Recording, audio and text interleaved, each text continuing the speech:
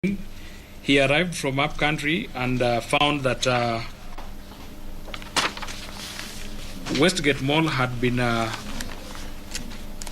taken siege of, and there were armed forces around at the scene, and there were people conducting investigations.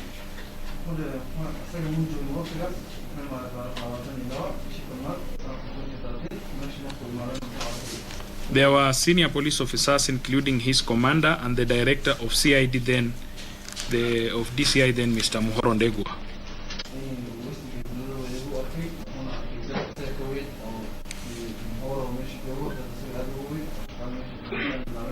At that time, the military was engaged inside the mall trying to neutralize the threats by the terrorists.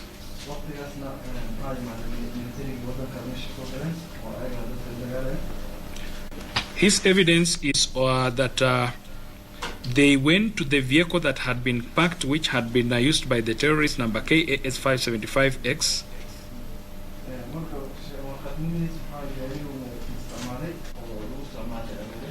It was at the entrance of the Westgate Mall.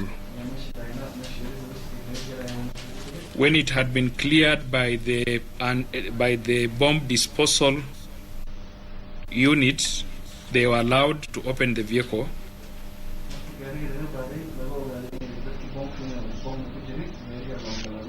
And everything there was intact, save for the boot, which had been bombed open by the bomb disposal unit.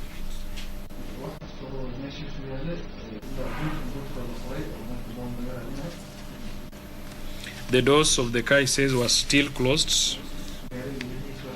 The windows were tinted. He saw a grenade safety pin inside the vehicle when he peeped inside.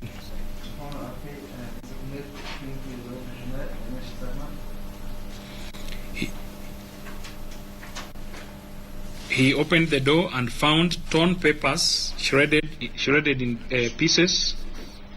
He found torn papers. He opened the door and found torn papers that had been shredded.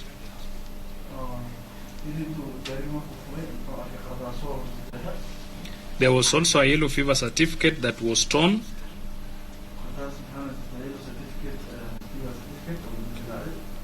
Two exercise books with phone numbers.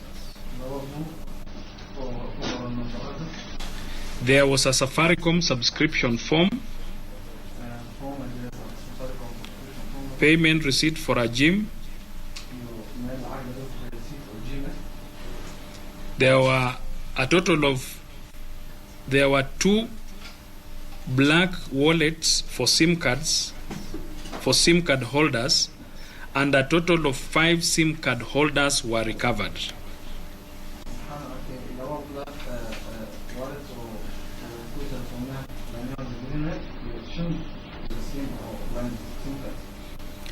The numbers for this, the serial numbers for these SIM cards have been given, and there is no dispute on this. I did not go through them. They are very long numbers, and there are several.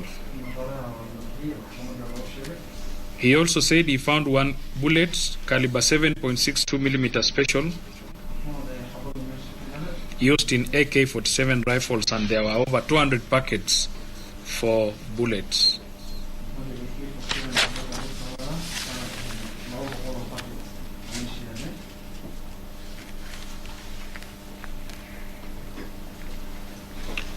The second witness is Ezekiel Lulei, and Sergeant Lulei said that he had worked together with Newton Mwiti Timanyo.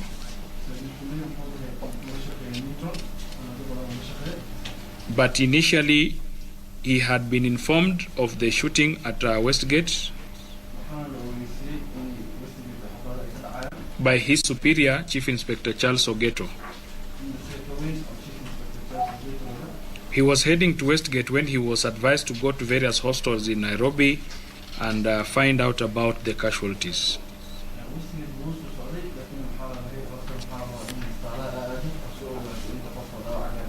They also went to the city mortuary where they saw bodies of people.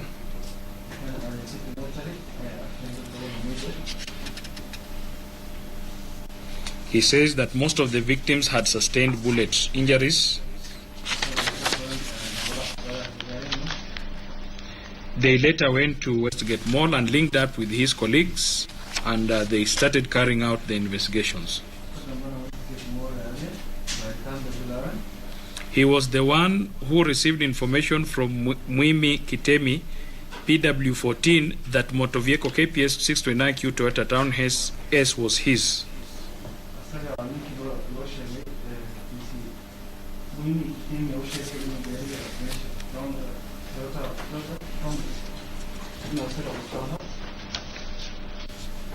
We go to the expert witnesses. There is Dr. Johansen Odwor, who led a team of pathologists that conducted forensic examination of the bodies that had been shot and of the bodies that had been shot at the mall.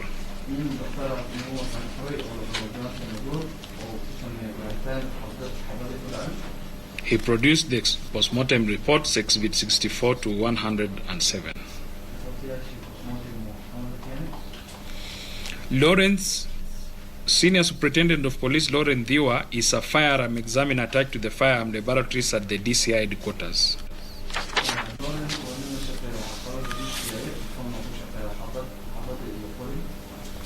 He was given the following firearms and ammunition for examination. He was given the following firearms and ammunition for examination, and he conducted his examination and prepared a report which was produced as Exhibit 55.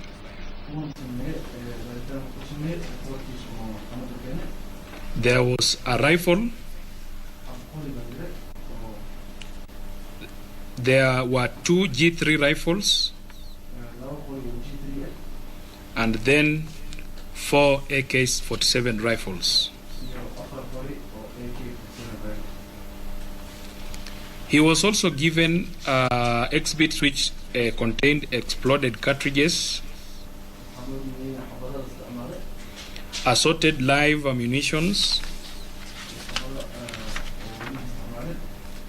35 bullets, all which were said to have been recovered from the Westgate Mall. And he was required to ascertain the type of firearm and the firearm that was used in those exhibits.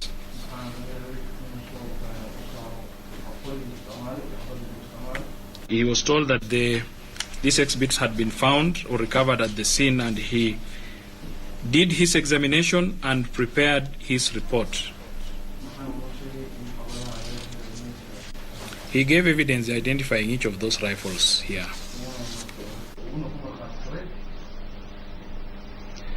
PW39 is Inspector of Police Joseph Kolum, a forensic computer and cellular investigator with the ATPU under the DCI.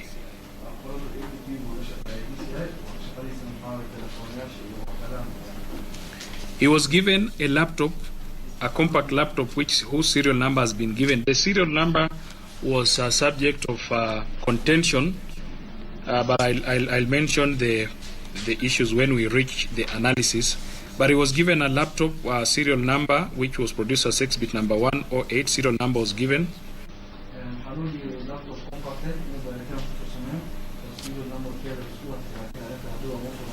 There was an exhibit memo form accompanying the laptop which indicated that it had been recovered from one Mohammed Ahmed Abdi along the Kitale Eldoret Highway in a public vehicle.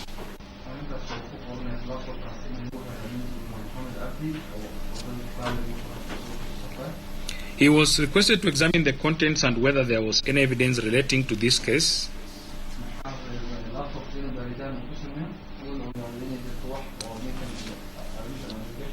He subjected the laptop to forensic examination.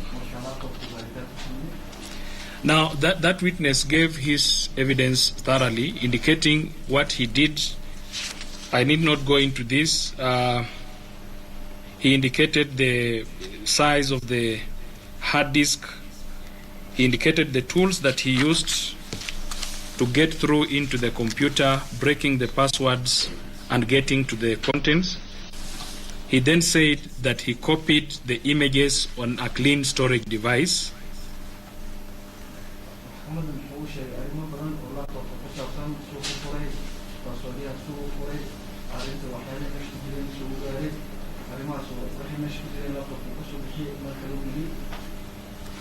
He then analyzed the information, and he said he used a tool, FTK Forensic Toolkit, to analyze the information and get copies thereof to the storage media.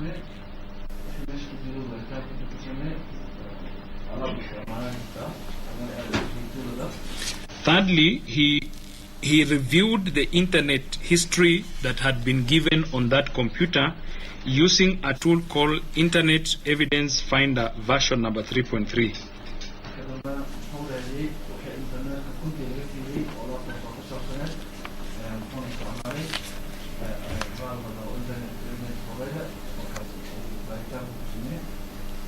And he said that using that tool, he was able to know the sites that had been visited on that laptop.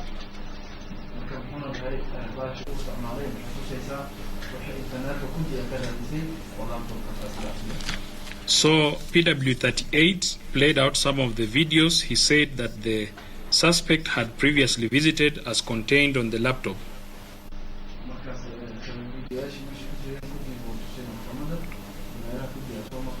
He said that the first site was called Al-Khatib,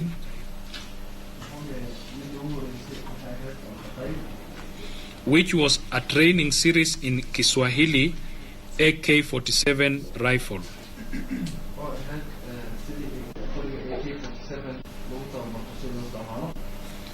The second site was called Ambush at Bardate, Al-Shabaab 1 out of 3.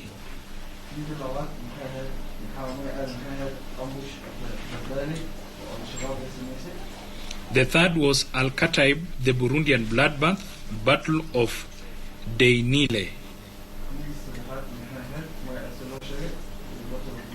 Site 4, Magzaris Darada, Al-Shabaab. Site 5, Al-Shabaab Al-Amriki, self-made video, Somali ambush.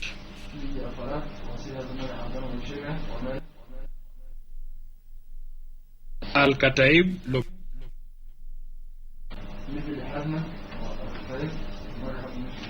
The seventh site was Abu Al-Zaragawi Ace Kutaba. So PW38 said that these were the sites that had been previously visited by the suspect, and he documented the same in his report, which he prepared on 14th of October.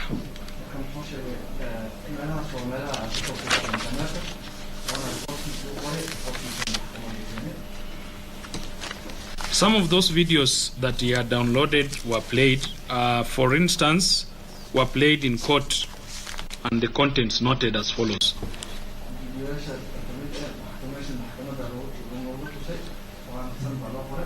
Video number 1, training series in Kiswahili, AK-47 rifle.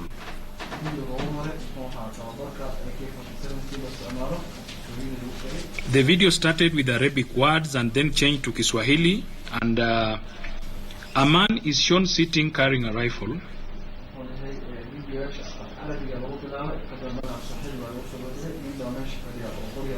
And PW38 said the video shows training on how to use an AK-47 rifle in the Kiswahili language.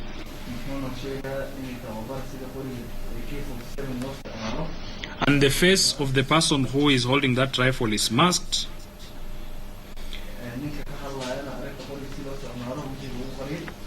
And some of the utterances which the court noted in that video were as follows. 1. Waislamu wapambane na kafir.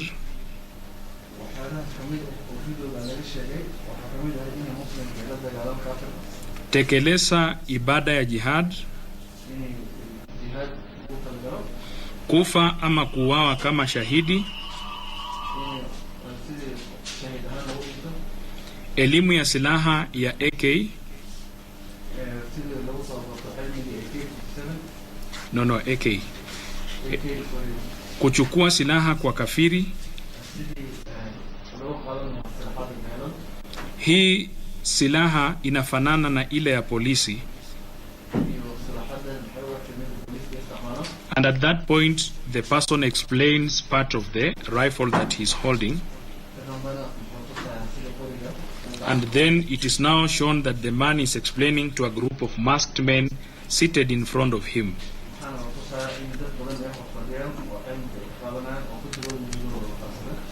The utterances by that person continue.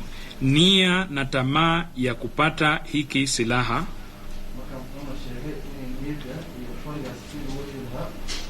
and then he explains on how to clean the firearm. There are also writings, usiogope police. The man then shows how to dismantle the gun and explains the use of each of the parts.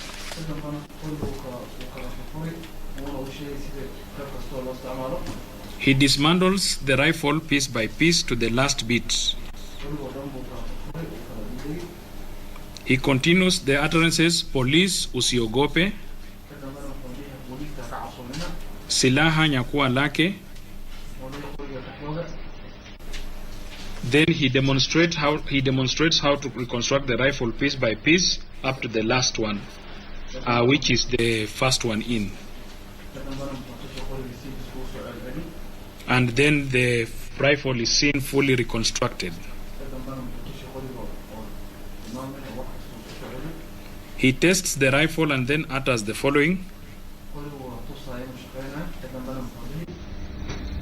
piga yeye, and akianguka silaha chukua.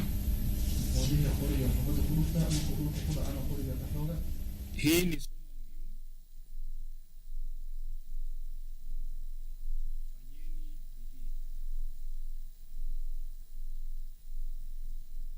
and the video was 40 to 45 minutes long, according to the court's approximation. The second video that was played in court was titled Ambush at Bardote, Al-Shabaab 1 of 3.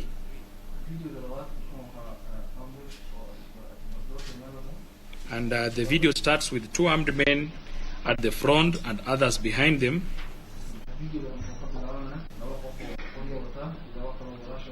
One of them is speaking in Arabic language and the words are translated to English.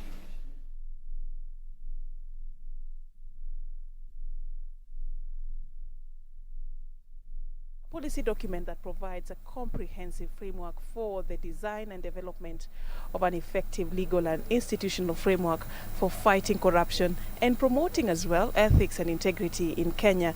It is going to help stakeholders involved in the war against graft to ensure effective monitoring and evaluation of efficacy in various anti-corruption measures. Now today, the event that is happening at KICC is going to bring together a team from several sectors that are involved in the war against corruption, and keynote speakers who are expected to be addressing this particular gathering this morning, including among the expected guests, Director of the Criminal Investigations George Kinoti, Director of Public Prosecutions Nurdin Haji, the Chief Executive Officer and Secretary of the Ethics and Anti-Corruption Twali Barak, and also the Solicitor General, Mr. Kennedy Ogeto. There's also an expectation of an address by the Public Service Commission Chair, Mr. Stephen Kirogo, and also a representation of the counties in this particular function. Honorable Wycliffe Oparanya, the Governor of Kakamega, will be representing the Council of Governors. And also, we will also have to get to hear from the Chair of the Ethics and Anti-Corruption Commission, Archbishop retired Eliud Wabukala, who is going to just, help us understand the journey, how the journey has been in terms of coming up with this particular policy document. And then as the keynote speaker takes to the podium, that's none other than Attorney General Paul Kihara. It is going to be official now. The document is going to be in the public domain for the implementation process to commence. It is not just for the stakeholders, but also for members of the public to interact and understand what their role is in the war against corruption. One of the issues that has been brought forth is the need for the members of the public to come forth and report some of the cases that they see that touch on corruption. So this policy document is actually pivotal in terms of laying out the strategies. It has 7 key strategies that will provide solutions on the war against corruption. So this forum begins officially this morning, and we just want to hand you over so that you can follow up on some of the issues that are emanating from this particular forum and understand more about sessional paper number 2 of 2018, also known as the National Ethics and Anti-Corruption Policy, being officially launched today at the Kenyatta International Convention Center in an event that is going to be presided over by the Attorney General Paul Kihara as the chief guest, who is going to give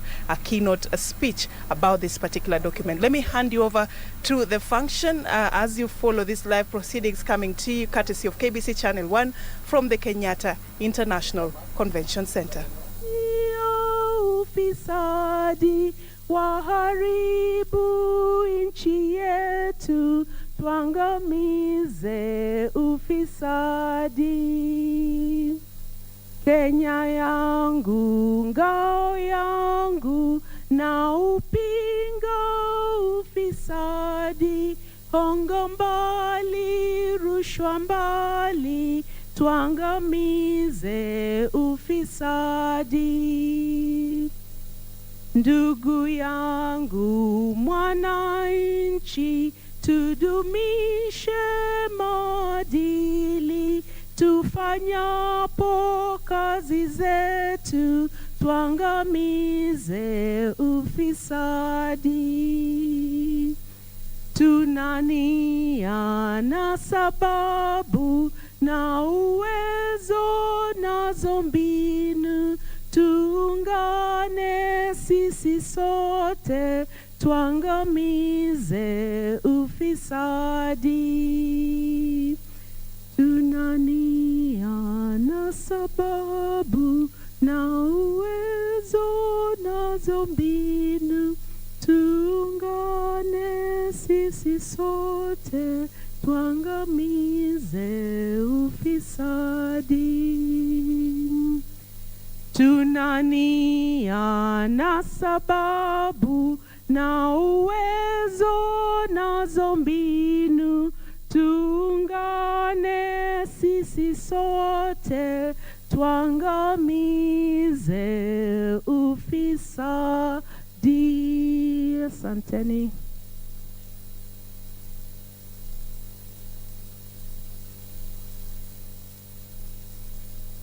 Thank you, Lydia, for guiding us through those 3 anthems. Our chief guests, the Honorable Attorney General of the Republic of Kenya, represented by Marianne, Honorable Wycliffe Oparanya, Chairperson of Council of Governors, Chairperson of the Public Service Commission, who we expect should be able to come, the Chairman of Ethics and Anti-Corruption Commission, Eliud Wabukala, the Commissioners of EACC, our Vice Chair, Commissioner Sophia Lepuchirit, Commissioner Abdi Maalim, the CEO, Twalib Mubarak, the Director of Public Prosecutions, Nurdin Haji, represented ably by his deputy,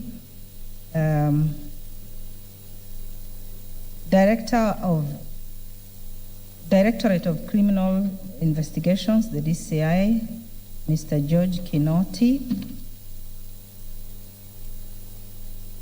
Invited guests, members of the Fourth Estate, and generally all members of the public who will be benefiting from today's discussions.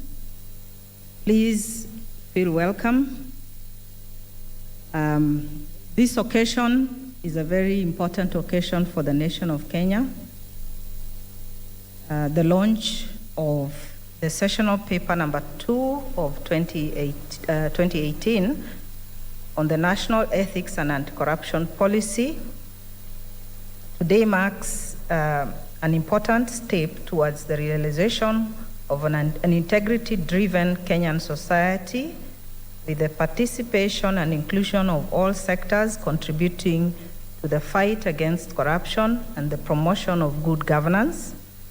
And as we embark on the program, we'll be listening to various speakers in order to have an incisive understanding of the National Ethics and Anti-Corruption Policy.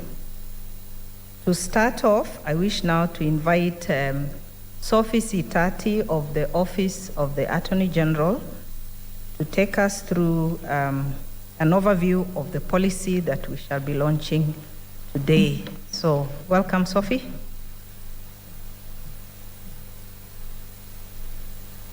Good morning, everyone.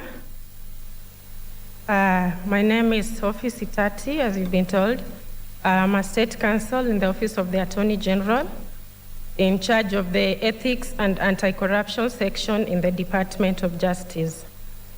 Chairperson, ESCC, Chair Public Service Commission, I think he's on his way. Commissioners, ESCC, the Director of Criminal Investigations, Secretary, Office of the DPP, CEO, ESCC, all protocols observed. The Office of the OIG is honored to welcome you all to this event that marks the culmination of a long journey that began some years ago. The launch of the National Ethics and Anti-Corruption Policy, Sessional Paper Number 2 of 2018, is a result of years of hard work by various individuals and institutions. Maybe at this point I should just explain why it's Sessional Paper Number 2 of 2018. The policy is not that old. It was submitted to Parliament in 2018, but it was adopted on 30th July 2019. So it's actually a 2019 policy, and we had planned to launch it last year, actually in March, and then just I think 1 week after the corona case was discovered, so everything stopped then. We had planned for a more grand event than this, but we are really happy that we've managed to launch this so that we can start the journey of implementation. So we appreciate your presence. We don't take it for granted, especially at this moment. Before I go into the policy, the OIG and the DOJ just wants to appreciate one of the members who participated in the policy but is no longer with us. Those in the anti-corruption sector remember Mr. Tuta. He was a key proponent of the policy and worked hard to ensure that it was in place. And I think his memory will live through this policy, and we'll honor him by making sure that we implement it. Thank you for that. Now on the policy, the history, and why we are celebrating it. The journey of this policy started with the then Ministry of Justice. That is, you can count the years. In 2015, when we were just about to finalize, the President established the task force to review the laws and policies for fighting corruption. So we paused the policy-making process to wait for the review and the outcome of the task force report to inform the finalization of the report. And that's why after 2015, we took a year to a year and a half to finalize the policy and present it to Cabinet and later to Parliament. So the policy is really a consultative document developed by many stakeholders in a consultative way and informed by well-researched data, especially from the task force report and from our international obligations under the African Union Convention on Preventing and Combating Corruption and the UN Convention Against Corruption. Those are our key international documents, and they really informed our policy development process, especially the reviews under ANCAC undertaken in 2015. One of the gaps that review noted was that Kenya had very good laws, good sectoral policies, but no overarching policy on anti-corruption. And that's why the OAG, working with other stakeholders, made sure that we fill that gap by developing that policy. Those who worked on it will remember that we made sure that it addresses stakeholder engagement. One of the key issues running across the policy is stakeholder engagement and working together, because as we all know, some of the key law enforcement agencies in this sector have independence of operations, but to ensure that we win this fight, they have to work together to coordinate their energies. Just now, a short overview of the policy. What does the policy seek to address? The main objectives of these policies are coordination and synergy of all stakeholders, to generate sufficient political support. Of course, we have that at the top level from the presidency. We know there's a lot of goodwill in fighting corruption, but we want to institutionalize that to ensure that this survives beyond the current regime and many more regimes to come by having it in a policy format. We also propose to strengthen the legal and institutional framework for fighting corruption. This theme also runs throughout the policy. Throughout the implementation of this policy, we will be looking at the laws. Are they sufficient? Are they adequate? If not, we will fill any gaps by working together and addressing those gaps. We also propose to mainstream ethics and integrity in the management of public affairs. We know that if we succeed in this, then we will have less corruption to fight. So this really is one of the focus areas of the policy, and that's why it's called the National Ethics and Anti-Corruption. And we also try to intensify fighting corruption at all levels of government, in national government and devolved systems of government. And to ensure that it's implemented, we will establish an effective monitoring and evaluation framework. How we approach the policy is thematic areas. There are 7 thematic areas in the policy, starting with prevention of corruption. This was very deliberate to start with prevention. There are very heated debates during the preparation of the policy on the placement of the different chapters. And for obvious reasons, we thought we should have prevention first, because if we prevent the occurrence of corrupt events, then we'll save resources in the fight. And to do this, we propose to mainstream and institutionalize corruption prevention in all ministries, departments, agencies, and county governments, and to enhance the capacity of public bodies and private sectors to prevent corruption.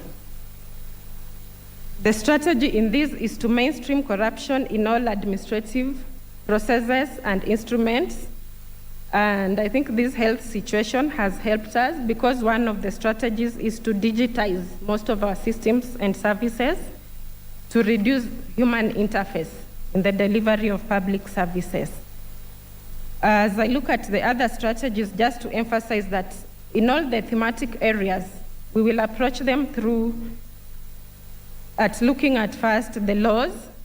So there'll be law review, just to ensure that the laws we have are adequate. If there are gaps, we fill the gaps. And if we need to enact new laws, we will do so, because of the dynamic and changing nature of corruption. We will also look at the administrative processes. This is where I think we'll place more emphasis, because we know that those in government, when looking at your work, your everyday work, what to look at are the circulars and the guidelines. What do we have in our offices? Are they adequate? Can they be improved? So all the themes will look at that. We have institutional strengthening. In every theme, we will be looking at the anti-corruption agencies and institutions. Do they have adequate resources? Are they well resourced in terms of human resources and other requirements to effectively discharge their mandate? This policy addresses that, and its implementation will ensure we have efficient and effective institutions. We also plan to look at the private sector. It's a big player in the ethics and anti-corruption sector. We all know that we have the Bribery Act, but that's not enough. We need to rope in the private sector in terms of ethics. What do private sector members do in ethics? How can they enhance ethics? Because they are the suppliers and service providers in government. So if we address that sector, then we are addressing the supply side issue of corruption. Then we have citizen participation. The Constitution emphasizes on this. The citizen must play a key role in governance, and every individual has a role in this policy to play in preventing corruption. So the policy addresses that.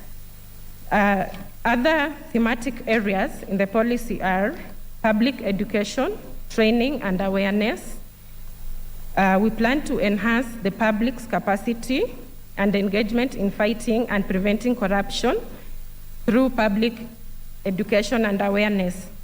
I think we all know that one of the areas where the public can play and will play a role is in terms of budgeting at the national and country level. Once they track our budgets from the preparation to implementation, then they will pick up any anomalies and report. So public education and awareness is a key in that. Then we have criminalization, law enforcement, and jurisdiction.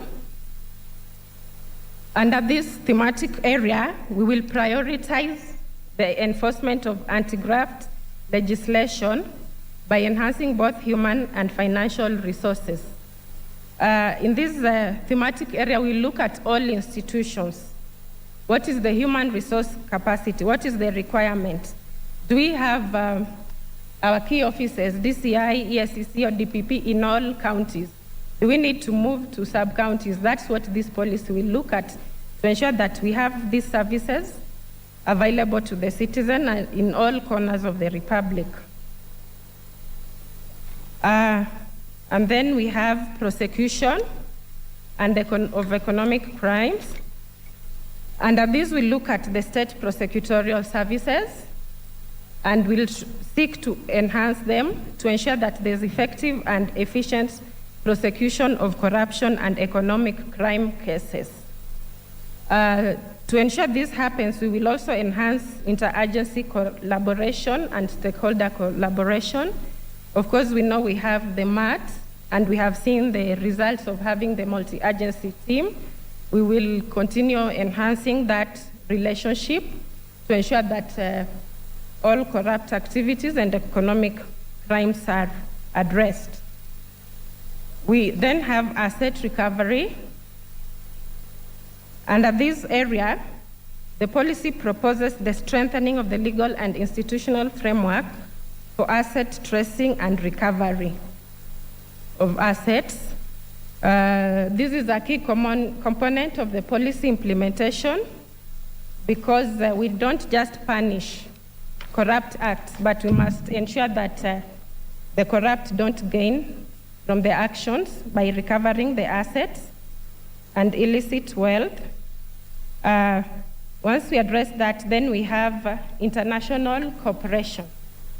Under this sector, we know that corruption is cross-border in nature, and we propose to enhance our mutual legal assistance framework by entering even into more agreements with more countries to ensure we get the necessary assistance and give the necessary assistance in criminal prosecution and asset tracing. Finally, we have leadership and integrity. This is the area that focuses on Chapter 6 of the Constitution. And here the policy focuses on mechanisms for lifestyle audits. So we look at that legal framework. What we have now is not adequate. We all know the issue of declarations.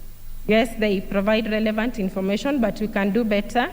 And this policy identifies those gaps and proposes measures to ensure that we enhance the provisions of Chapter 6 of the Constitution by tracing assets and vetting of leaders for political and appointive posts. That's a brief outcome of the policy strategies and what we propose to do. How will we implement that? First of all, we have different stakeholders who will implement the policy. And the stakeholders, just to name a few, most of them are represented here. National government, the different entities, Chapter 15 Commission, who play a key role. They will also play a key role in the implementation of this policy. We have the judiciary, parliament, devolved government, civil society, the private sector, faith-based organizations, development partners, the fourth estate, and academia. Academia, if I may just talk about this, will play a key role because one of the issues in public education is that we plan to take this policy to schools, not just the policy, but of course pick it and put the relevant provisions in school curricula from basic education to colleges to ensure that ethics and anti-corruption is taught to children from an early age. How do we plan to implement this policy? At the back of the policy, we have a comprehensive matrix that identified the strategies, the objectives, and proposes key interventions to ensure that we get the desired outcomes. At the OAG, what we plan to do is we'll be reviewing the policy after every 5 years. But before then, we will have annual reports with all stakeholders, including the citizens, on where we are on the implementation of the policy and what challenges we are facing and how to address them. This will be coordinated by the OAG, but all the stakeholders will participate in the preparation of the reports and implementation of the matrix to ensure that the policy is implemented. After 5 years, we'll take a review to know if the policy has been fully implemented and whether we need to have the second policy and the way forward on that. I think that's a brief on that. I'll stop there. Thank you.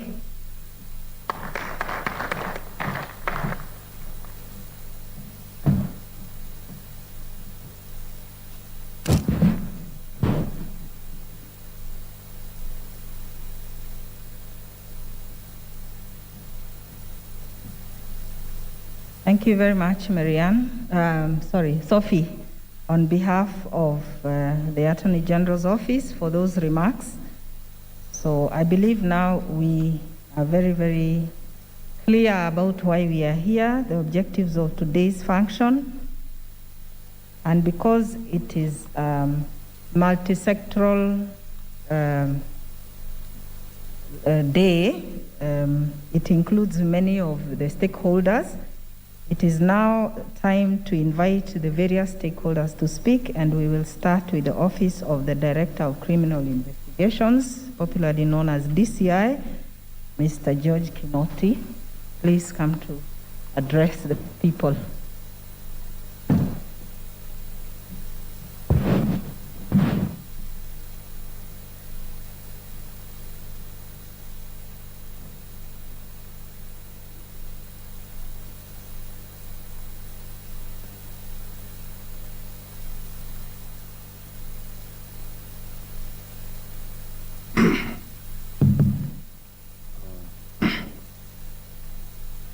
Bishop retired Eliud Bakal, the chairperson of EACC.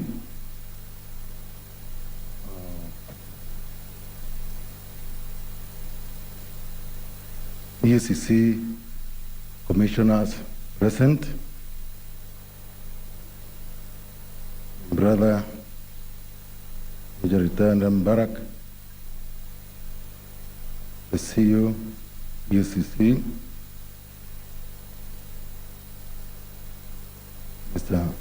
Madam Dorcas Oduol, Secretary of Public Prosecution,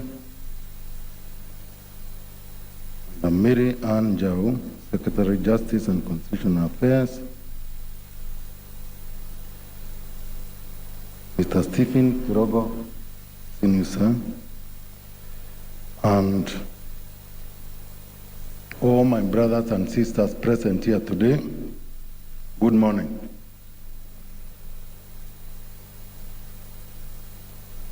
Today, I'm glad to be among those who have been assembled here in this round of the National Policy on Ethics and Corruption. My appreciation first goes to the Attorney General for inviting the Directorate of Criminal Investigation, and we did most sincerely thank the AG's office for the great support and defense he has given to the Directorate of Criminal Investigations in our myriad legal challenges. We are here today again talking on the round of corruption. Corruption, today we are talking of COVID pandemic, but this is one of the COVID the country has been experiencing for a long period that most of us can recall. It's a pandemic that has inflicted a complete moral fabric of the country, and that has been a painful experience to all of us.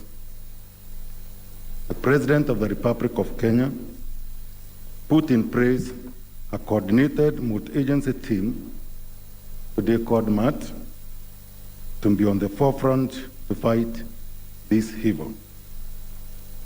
The MAT, among other government agencies, under the chairmanship of the Attorney General, as the key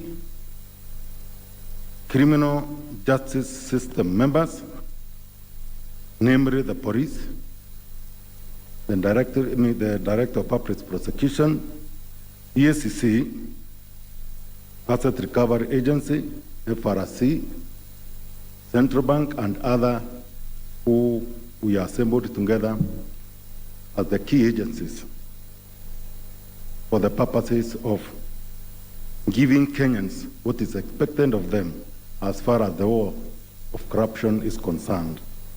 For a period, we have done our best as the agencies responsible in our respective jurisdictions. But the appraisal of how sincere, how honest, and how dedicated we are as far as this war is concerned is out there in the public. In our evaluation in this war, the government has suffered most, and the culprits being the same civil servants who have been given the honor and the responsibility to be custodians of the public resources. But we have turned to be the shepherds who endeavor for a wanton greed what we are supposed to shepherd. I have found out that it has been a culture in the way public resources are managed, that being public, there is no individual being deprived. There is no individual. I, as the person given the responsibility of a public resource in my area that have been given the responsibility, be it be in the ministry, in the department, various units, operations, but it is christened in our parents ni mali ya umma, ni mali ya serikali. So even if we steal, who are we hurting after all? Ni mali ya serikali. We don't see an individual wincing in pain that what I've labored for, what I've contributed had been pulled together. You are stealing from the same, which means you are stealing from me. The former president of the United States of America, the late President Abraham Lincoln, some 7 years prior to his assassination, reminded his people thus: a democratic state like ours in the Republic of Kenya is a government of the people, for the people, and by the people. The resources that now to, mitigate our conscience, because at the back we know what we are doing is wrong, that we say ni mali ya serikali ama ni mali ya umma. Now we are being reminded it's for those people. And who are the people who own this government? It is the taxpayers of this country. All the way from the hawker who is hawking the street today. All of us came to this place, AICC, and we drove around. You could see most of them sweating. Even go down here to Modora Market. You are going to see young men, ladies, old people sweating, laboring. But I can tell you, none who is doing there for free. They have to pay tax. Go down, up, or rather to the industry area, you're going to see people carrying heavy sacks, other ruggages of roading. They're only eating boiled maize and beans and some porridge, and they are paying taxes. Let them not pay. Let them not dare to pay. It's all pulled together. All those people go down to the villages. That person who is waking up in the morning, some at 4 or even higher, to do something, either for their crops, for the animals, to take to the market. Even before he get to the market to sell, he has to pay tax. Why? Because we want to live a good life in such a beautiful country like ours. But when all those resources are pulled together, it's what we say, ni mali ya serikali. So there is no pain, because there is nobody there around to see crying that I've missed medicine, I've missed road, I've missed school for my children, and other amenities or other, basic needs that the government is supposed to deliver for its people. Thus, the resources that we manage belong to the people. Who are the people I've said? I'm saying, let us kindly reflect and feel for the people. For when we steal from them, we inflict suffering for want of what they desire and to be proud citizens of their country. The revolution against corruption starts from our own conscience. When we realize to love others is to love ourselves. And this is the only wealth that will remain with our soul. The rest, when we depart our bodies, which shall go where they deserve, to be soil. When that soul goes where it came from, then that is the only thing the soul will carry. The love you want for your own people, the love you want for humankind. That's all you'll carry from this world. Dear Kenyans, the entire criminal justice system, through our own weaknesses as human beings, made of flesh and blood, may fail you, but the steadfastness of the prayers of Kenyans and their cry to God will never let them be alone. Thank you, and God bless you.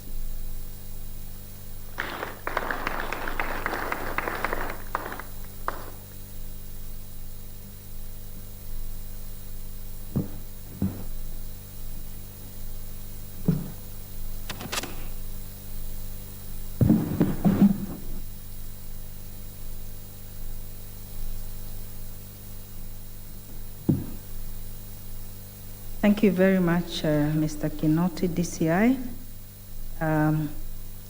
Let me recognize the arrival and presence of the Chairman, Public Service Commission, Mr. Kirogo. Karibu, Chairman. We have various stakeholders from various places, but let me just mention a few. We have in our midst the Chair of APSEA, Felix Okach. Karibu. Mr. Ndemo Maina, Deputy Chief Registrar of the Judiciary. We have a representative from the International Development Law Organization, IDLO, Teresia Mugadza. And so now I would like just to invite our next speaker, is the DPP representative, Madam Dorcas Odor. Please welcome.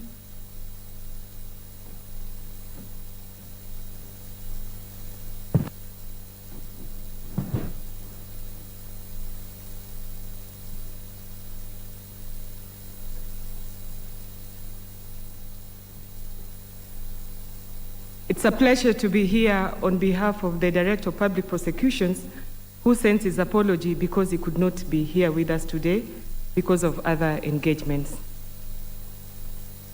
The representative of the Attorney General, Marianne Jau, Archbishop Wabukala, the Governor of the Central Bank of Kenya, the DCI, the Chief Executive Officer of the Anti-Corruption Commission, Mr. Twalib, distinguished guests, ladies and gentlemen, good morning. I will adopt the protocols as was observed by the Master of Ceremony, and I would like to also encourage the Chair of the Public Service Commission, Mr. Kirogo. Since I am a messenger, I will just read the DPP speech as I was given. You will bear with me, it's 2 pages only. All protocols observed. Good morning. I'm honored to be part of this August convocation on the occasion of the official launch of the National Ethics and Anti-Corruption Policy. Assembled here today are law enforcement authorities whose joint and several objectives must be to provide a seamless and effective mechanism for combating the vice of corruption with a view to eradicating it altogether from our society. It is for this reason that the Office of the Director of Public Prosecutions welcomes this opportunity to be amongst like-minded persons in this salutary quest. It is also a joy to applaud and congratulate the Honorable Attorney General and his wonderful team for a job well done in having unfurled in untimely fashion this National Ethics and Anti-Corruption Policy. As it must be well known to all law enforcement practitioners here seated and beyond, the fight against corruption is complex, multifaceted undertaking. It calls for a wide range of collaborative efforts. I therefore gratefully note the acknowledgement in the policy that it was, and I quote, a product of a collaborative and participatory process and reflections on how to strengthen the legal and institutional framework for the fight against graft, unquote. We are all the beneficiaries of such synergy aimed at the common good. We at the ODPP believe strongly in such multi-agency cooperation in the struggle against one of the greatest threats to the security and tranquility of our nation. Dismantling corrupt frameworks requires a variety of strategies. A raft of preventive measures to interdict the would-be criminals must be deployed. It must be known that crime does not pay, but also that one who commits crime will be caught, prosecuted, and punished in accordance with the law. Accordingly, intelligence gathering must be a first-rank consideration. More often, however, it is at the stage of enforcement that many of our agencies get involved. Acute investigations, the diligent assembling of evidence, followed by the mounting of vigorous, efficient, credible, and effectual prosecutions are logical next step from these initial moves. This is because a prosecution is only as firm as the quality of evidence available to the prosecutor.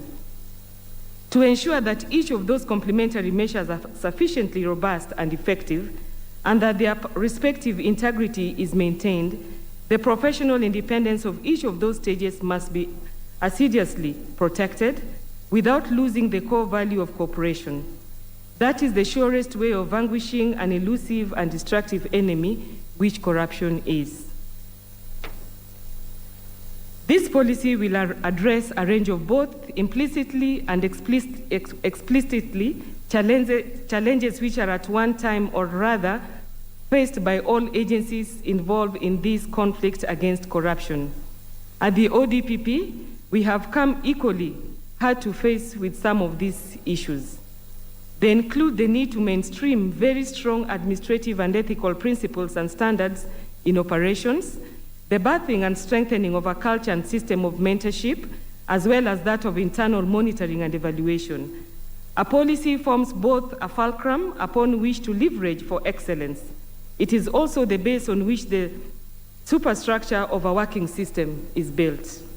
Our modest experience at the ODPP has taught us a number of things on this subject. The necessity for a strong and ethical administrative infrastructure became a self-evident as well-rolled out expansion scheme. Our current reach in the country is in the form of the decentralization of 47 offices, one in each of the 47 counties, and a prosecuting council in 129 court stations countrywide. This is in addition to 9 regional offices now operational. Altogether, there is a staff complement of about 1,000 officers in the Office of the Director of Public Prosecutions.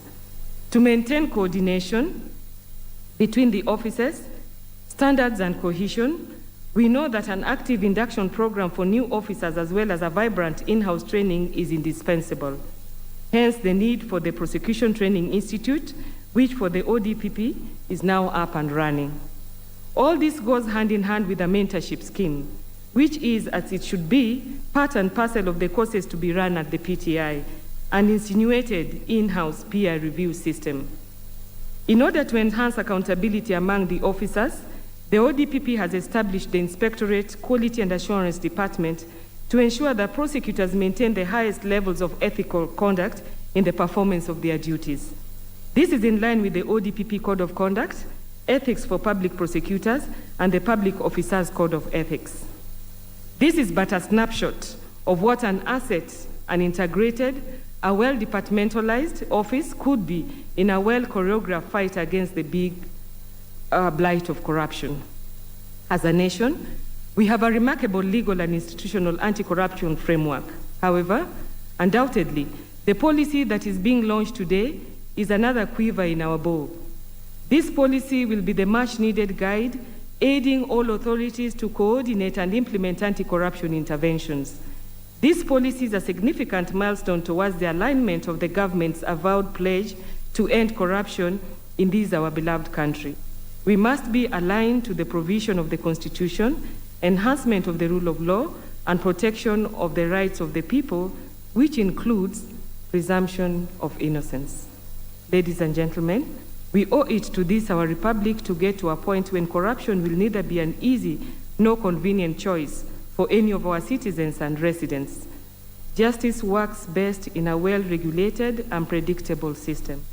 The policy provides the milieu in which justice may thrive, and for that we truly commend those who have contributed to this work of excellence. To the Attorney General of Kenya and all people of goodwill, we at the ODPP pledge our fidelity to this policy. Thanks and God bless us.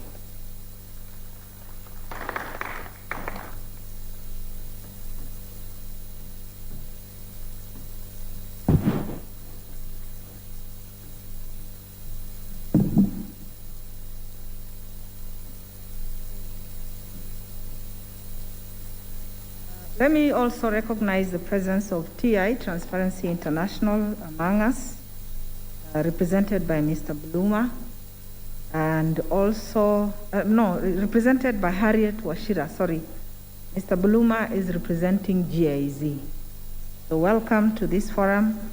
Let me now invite the CEO of Ethics and Anti-Corruption Commission, Mr. Twalib Mubarak, to address you.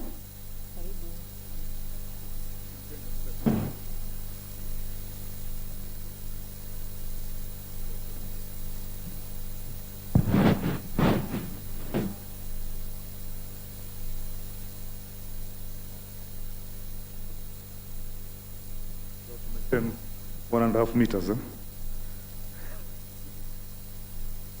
The representative of the Attorney General, Ms. Mary Ann Jau, our chairman, Archbishop retired Eliud Abukala, the commissioners of the EACC, the Director of Criminal Investigation, Dr. Sodor, development partners, members of the Fourth Estate, distinguished ladies and gentlemen. This morning, we have a great honor and pleasure to join you in the auspicious event as we launch the National Ethics and Anti-Corruption Policy. The launch of the policy marks a major milestone in the fight against corruption, and it maps out our collective strategy to root out the corruption in all spheres and to build a value-based society. I think there's a challenge of building a value-based society. It cuts across leadership, the middle-level management, and the society at large. It's interesting in this country, people will complain.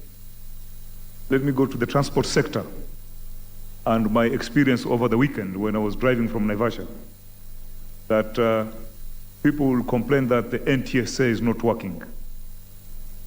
I ask myself, when I see those matatus overloaded, overtaking, uphill, my Mahiu stretch, and you want NTSA to be present there. And if that matatu is fully loaded with passengers, and none of those passengers can tell the driver that you are likely to kill us because you are reckless. But we are busy saying NTSA is not working, this agency is not working. So we are saying value-based society. From the onset, I acknowledge the effort that was put in the development of this policy. It took a long time. We were part of the stakeholders. And you'll agree with me that in the recent years, the fight against corruption in Kenya has gained considerable momentum. Of course, equally with criticism that something is not done or is not adequate. But this is manifest in the huge recovery of corruptly acquired assets that are now ongoing, and the impact of the investigations, and the status of the people that are being arrested, as well as the increase of the rate of conviction, thanks to the partnership that is there between the EACC, the DPP, and other agencies. As at now, we are talking of about, the EACC has about 824 concluded investigations, and in close collaboration with the DPP, we have secured 153 convictions out of the 244 cases that appear, that have been handled. I am acknowledging the presence of the chairman of the Public Service Commission, Mr. Stephen Kirogo. Just for your information, he was one of the panelists of recruiting me. So he gave me the job also.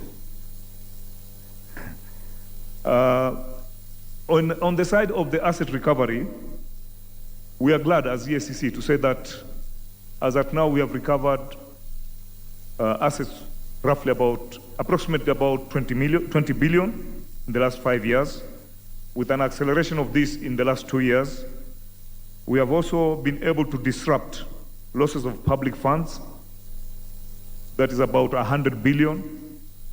Unfortunately, disruption is one of the most effective way of fighting corruption, but is the least in terms of attention from the media.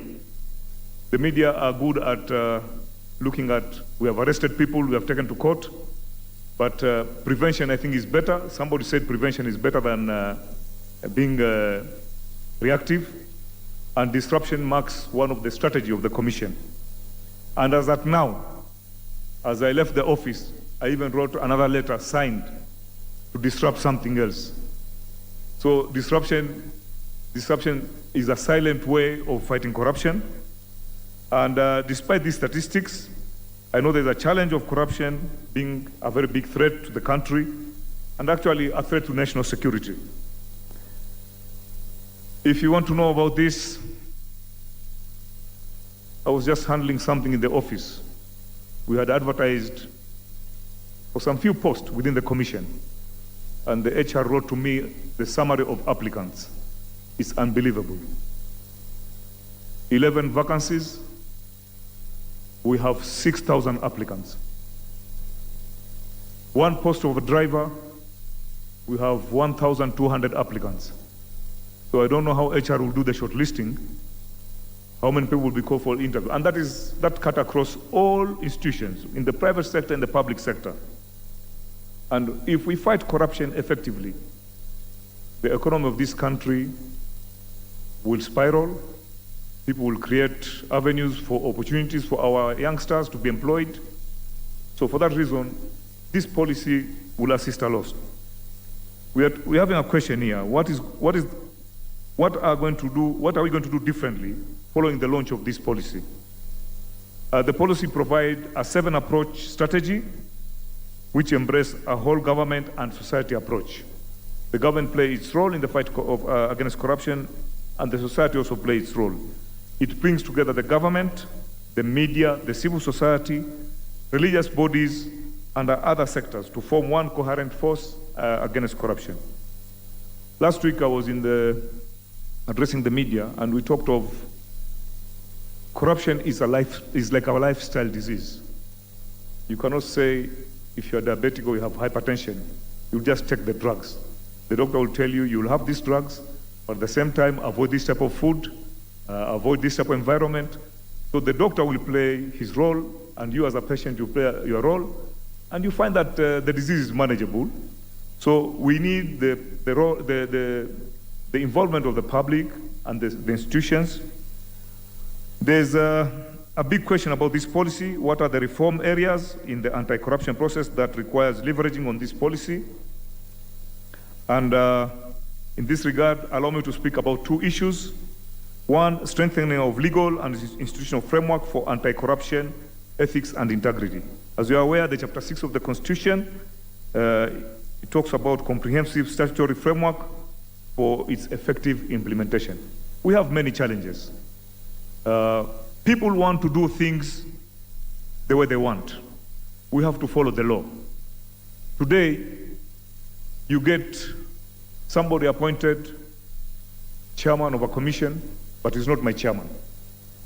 And then there are structures in that organization. Anakuja na mtu hapo, ati huyu ni mtu wangu. The guy is not in the structure, he is not in the payroll, he attends meetings of the commission. It's impunity. We can't allow those kind of things. Those are some of the gains that the EACC does. When we get such complaints, we write to these public officers and tell them there is this and that, can you explain? And we want people to follow the law. The same applies to county governors. Some governors have got official PA and by the side PA. Mutu ya mkono lakini causing havoc in the entire county headquarters. So we need to follow the rule of law. The policies that we have, we must follow them. We have policies, but the implementation becomes a problem. And I'll give you a good example. Somebody, I was just discussing with him last week. We were driving and then there was a lorry that was emitting a lot of smoke. And I said, what is happening? He said, we have good policies on environment, pollution. But in the last 4 or 5 years, the issue of vehicles being arrested for heavy emission is no longer there. Then I asked him why. He said, there was an amendment of the law, it now falls under NEMA. NEMA said they don't have enforcement capacity. The police say it's not their duty. No wonder nowadays malori inatembea unakuta kama ni msitu iko kwa moto. Enforcement is, but the policy is there. If you go to the NEMA and whatever, they'll give you all those things. So launching of this kind of policy, we must also believe in it and be ready to implement what is there. When we are looking at inadequate legal framework for effective declaration of, we have issues. People ask us about wealth declaration. We have realized as a commission that we need to have effective legal framework for income declaration, asset liability by public officers. To date, the Public Officers Ethics Act of 2003 has not been aligned to the Constitution. There are gaps and there's inconsistency. So the weak legal framework, we need weak legal framework to guarantee temporary vacation of office and suspension. I know there are some court, as I read in today's paper, that some people have gone to court. I'm not supposed to discuss issues that are in court on how people, whether they should be in their place of work when they've been charged. We have new jurisprudence by the courts to bar elected officials from physical access to office, and there's need to strengthen the law to include actual suspension, because all this will act as a deterrence. And we also have a problem with the lack of coercive mechanism to ensure implementation of system review. I always talk about this. We have a prevention department, directorate within the commission. They are doing a very good job. Unfortunately, they're not seeing arresting people, so people don't know what is their input, but they do a lot of work. They review system for institutions and they put recommendation. Unfortunately, the law does not allow ESCC to do an enforcement of the implementation. And in case there's no implementation, what punitive action are you supposed to take? We lack that one, and this is something that need to be addressed. The second game changer under the policy is on enhancing public participation in the war against corruption. It is members of the public who interact with the officials, and they are able to tell if somebody is having an issue in terms of wealth accumulation. You hear somebody in the county is a procurement officer, procurement clerk, and you are told, now this guy has got a fleet of trucks, he has built several houses, he has, the lifestyle is not commensurate to the earnings. So the public participation, they are the first people who can raise a red flag, and our experience indicates that majority of our citizens actually glorify the corrupt. Some of these people who are accused of corruption, especially in the counties, like the governors, quite a number of them are serving their second term. And those who are serving their first term, we have done an assessment as a commission. They can be a very formidable force in the contest for the next election because of the money they have accumulated. So our experience indicates that we need a proactive participation of anti-corruption initiative. They perceive the responsibility of fighting corruption to be only the function of the government. And I think the public plays a very, very big role, because we don't need to vet by having ESCC to look at what kind of a person you are dealing with. The police clearance certificate from George, no. It is you as a voter who will do your own inward vetting. What kind of a person are we voting in? If you vote for somebody, it's not a campaign, but if you bring a wrong person, you'll have problems. If you bring the right person, you'll have good leadership. Let me, for the first time, talk about governors. There are some governors who are good. You know, whenever I speak, people say, now governors are in trouble, ESCC. But we have governors who are accountable, and we have governors, some of them that we really appreciate, because they walk into our offices and they seek guidance. When they see something that they're not certain about it, maybe it will bring a problem in terms of integrity, accountability, they call us and they come and they say, we have this problem, can you guide us? And we guide them. So we should not be looked upon as people who are just out there to punish government officers. We also want partnership for the government officers to avert some of these losses. The government cannot fight corruption alone. Indeed, no single agency can do it. We need to change our culture. We need to change our perception. Somebody has talked about the issue of curriculum in schools. I think the curriculum of fighting corruption is not supposed to be in school alone. It should start from the house, from homes.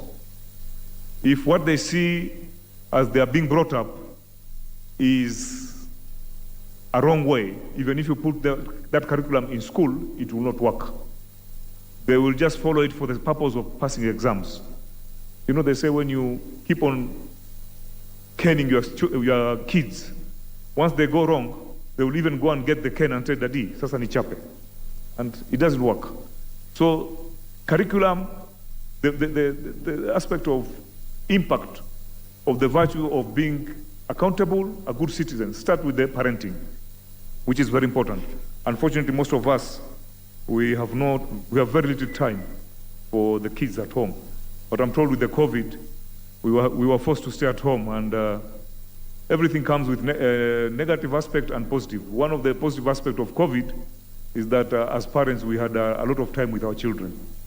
So in the implementation of the policy, we are looking at the policy is to enhance in the fight against corruption by fixing the current gaps and challenges that are there, and we need to prioritize how we are going to do it. Sometimes we may put too much emphasis on the quick wins, and then we burn out. So in our view is that we need to prioritize the enactment of the Lifestyle Audit Bill of 2019 and the Conflict of Interest Bill 2019 in order to strengthen procedures for recovery of unexplained wealth and corruptly acquired assets and issues to deal with procurement. The most unfortunate thing in government is that a number of procurement, especially in the devolved government, you find that, okay, people have known that I cannot open a company and do business with the county or the government. You use proxies, and you do a skewed mechanism of manipulating the tender requirements, the appointment of public service. If you know that there's a post of an MD and you want to put certain person, you go and look at his CV, and then you say, work experience of 20 years. 20 years, work experience. And this country, 75% of the population is under 30 years. Who will this person who will be having work experience if he's 34 from the age of 14? But you're just tailoring the whole thing so that you get your candidates. So those kind of things, as a commission, we don't accept, and we do alert entities that everything should be done to achieve fairness and transparency. So we also propose legal amendments to establish effective and framework of integrity vetting for candidates for political positions. This is very, very important. We have it right now, but I think from our own experience of the 2013 elections and the 2017 elections, we found some gaps that need to be addressed so that the process of vetting becomes more watertight, and the review of the Public Officers Ethics Act of 2003 so that it can be in alignment with the current constitution. We also look at provision of legal mechanism for suspension of public officers. I've talked about it, and the provision of coercive mechanism for the implementation system of system review as recommended by the Commission. So, in conclusion, while there are signs in the while there are signs and gains about the fight against corruption, we still have a long way to go, and the way forward, as agencies, we need to collaborate, we need to work together, and the National Ethics and Anti-Corruption Policy will provide a useful guide that will reignite the desire and reduce the prevalence of corruption in this country. The people ask a question is corruption rampant, or is it because we are too liberalized now? Because those old days, assume 30 years ago, there were no mobiles, there was nothing like the social forums to open up and tweet and the WhatsApp, all these things. They were not there. So the argument is corruption is it so rampant, or is it there's accountability of the public and the mode of communication that is improving the awareness about corruption? For some of us who are over 50, there was a time in this country you could not arrest a minister, you could not arrest a PS, even a head of a state corporation. We used to have an Auditor General of State Corporation. He will write everything, how money has been embezzled, and nothing will be done. Today, we see people are being arrested. I think we are not yet there, but we are in the right direction. Well, with those remarks, I think I come to an end of this, my speech, and I would like to invite the chairman of the Public Service Commission, Mr. Stephen Kirogo, so that he can also address us. He's one of the players. The Public Service Commission is a very wide entity, and with such kind of a launch, you cannot ignore it. So, Mr. Kirogo, welcome, sir.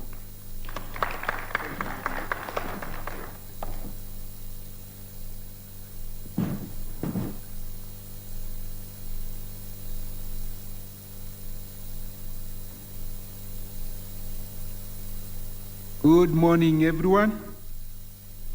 Good morning. Thank you very much. May I acknowledge the chair, the chairperson, Ethics and Anti-Corruption Commission, retired Archbishop Edward Bukara. I start with him because he's my Archbishop. Spiritually, the representative of our guest of honor this morning, Mary Ann Njao,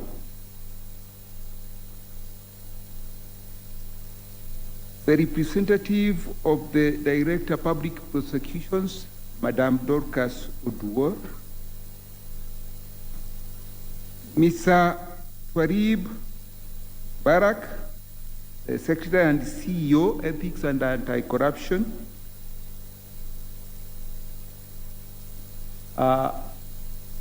Commissioners, ESC,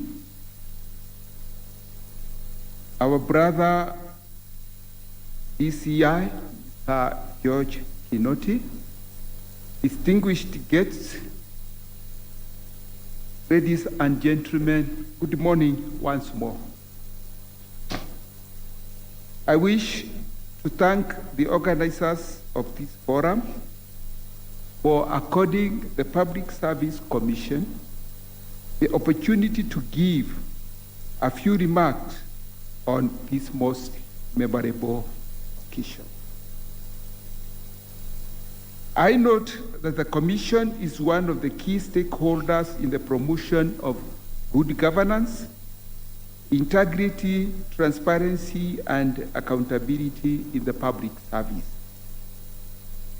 With this realization, the PSC has adopted the vision of a citizen-centric public service with the aim of reforming and transforming the service into a citizen-oriented service. I am also aware that throughout the policy development process, the Commission was represented by able and competent officers, and therefore we fully associate with the policy issues and the proposed policy intervention. I am happy to report that even as the policy was under development, we have been busy implementing the existing laws and regulation.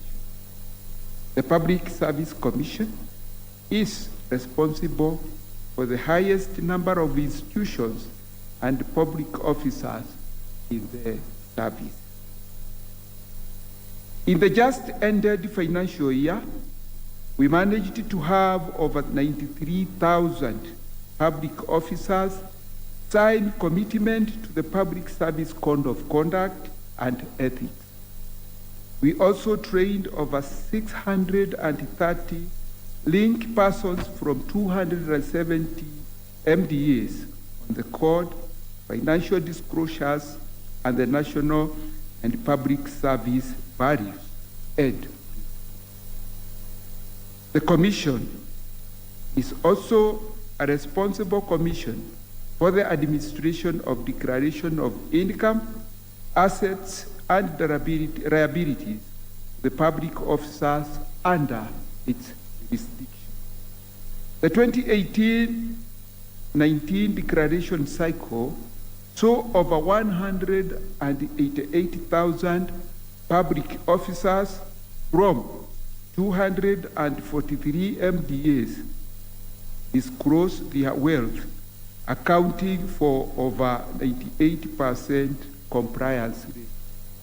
So on this front, I would want to encourage the EACC that we are making some headway, because 98% compliance is quite remarkable achievement. The Commission, as we speak, is in the process of automating the wealth declaration system for ease of compliance, storage, access, retrieval, and safe custody. The development of the online system is at the user acceptance and testing stage. On completion, the manual and cumbersome process will be a thing of the past. Ladies and gentlemen, I know the citizen does not care about our backroom processes in service delivery. He has already paid for that. The citizen wants access to timely and affordable services. Various surveys undertaken by oversight institutions, including the PSC, indicate that the leading cause of public complaints relates to two things: delay in service delivery and non-responsive public issues. We have undertaken to address these pain points through the establishment of a citizen contact center, where citizen concerns in service delivery will be addressed in real time. We may have the laws, we may have the policies, we may have other documents and many public pronouncements, but ultimately the citizen remains the best auditor of the services that we provide as public servants. And if the public service is effective and efficient, then the citizen is guaranteed of better services and better value for money. And therefore, we are setting up this so that we can address that gap in information sharing between the public, the citizen, and those of us who serve them. I note that the policy we are launching today addresses issues of lengthy bureaucracies and red tape, and recommends staff motivation through introduction of recognition award. May I share with you some very painful experience that as we talk, the Public Service Commission is looking at structures of state departments, and we are looking at issues of succession management and motivation. And last week we had a very sad revelation where an officer has served 35 years without a single promotion.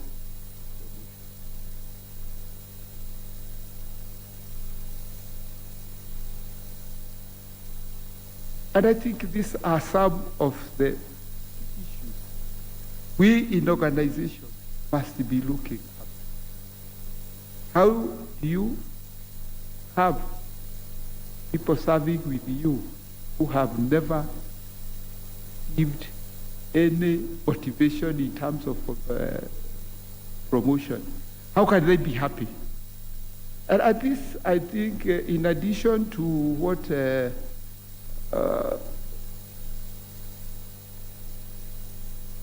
Bwana Twarib has said, and our brother Kinoti also alluded to that, we must start looking inwards into our organization to ensure those we charge to do the job have the right motivation, have the right drive, because you can't just commit them to work when we are not committing to their work.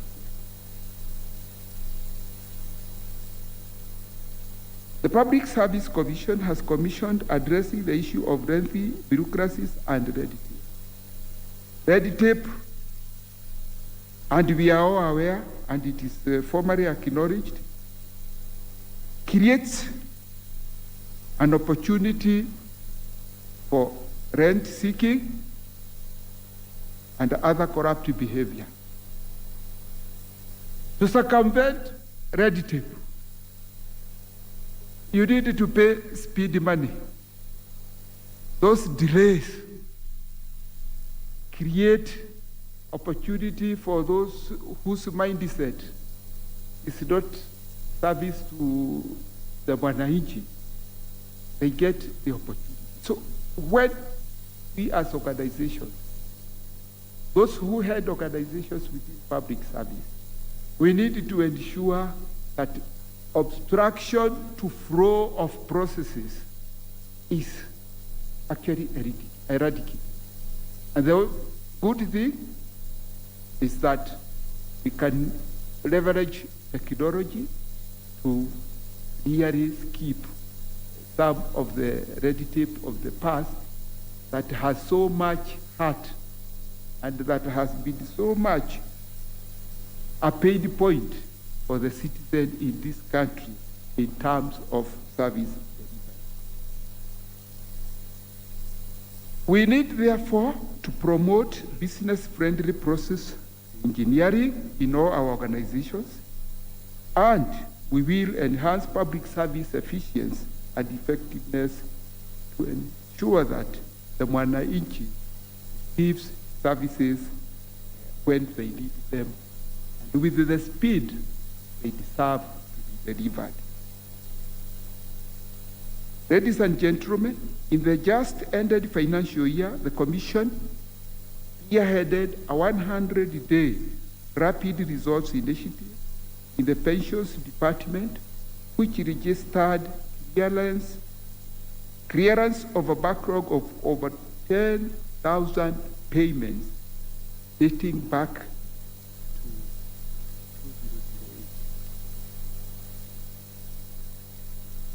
Over 40 billion shillings was paid as pending pension. We intend to roll out the same in other service sectors experiencing similar challenges.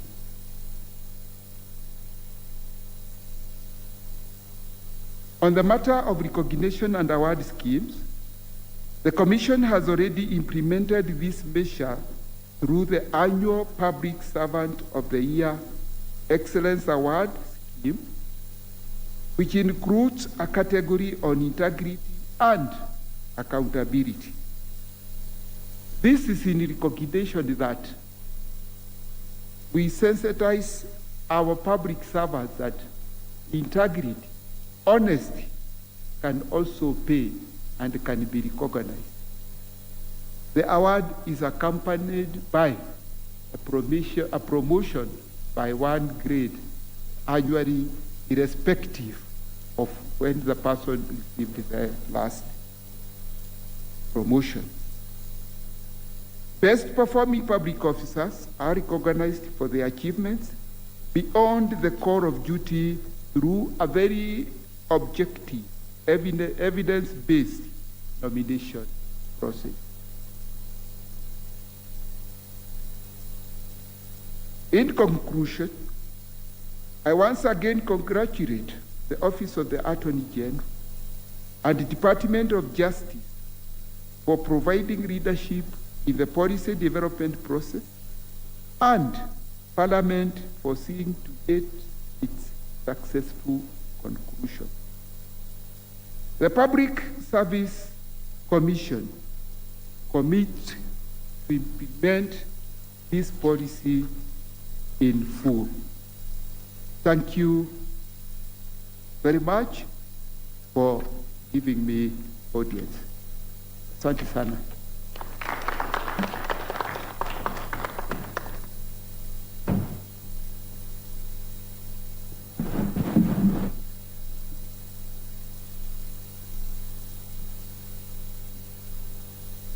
Thank you very much, Chairman Kirogo.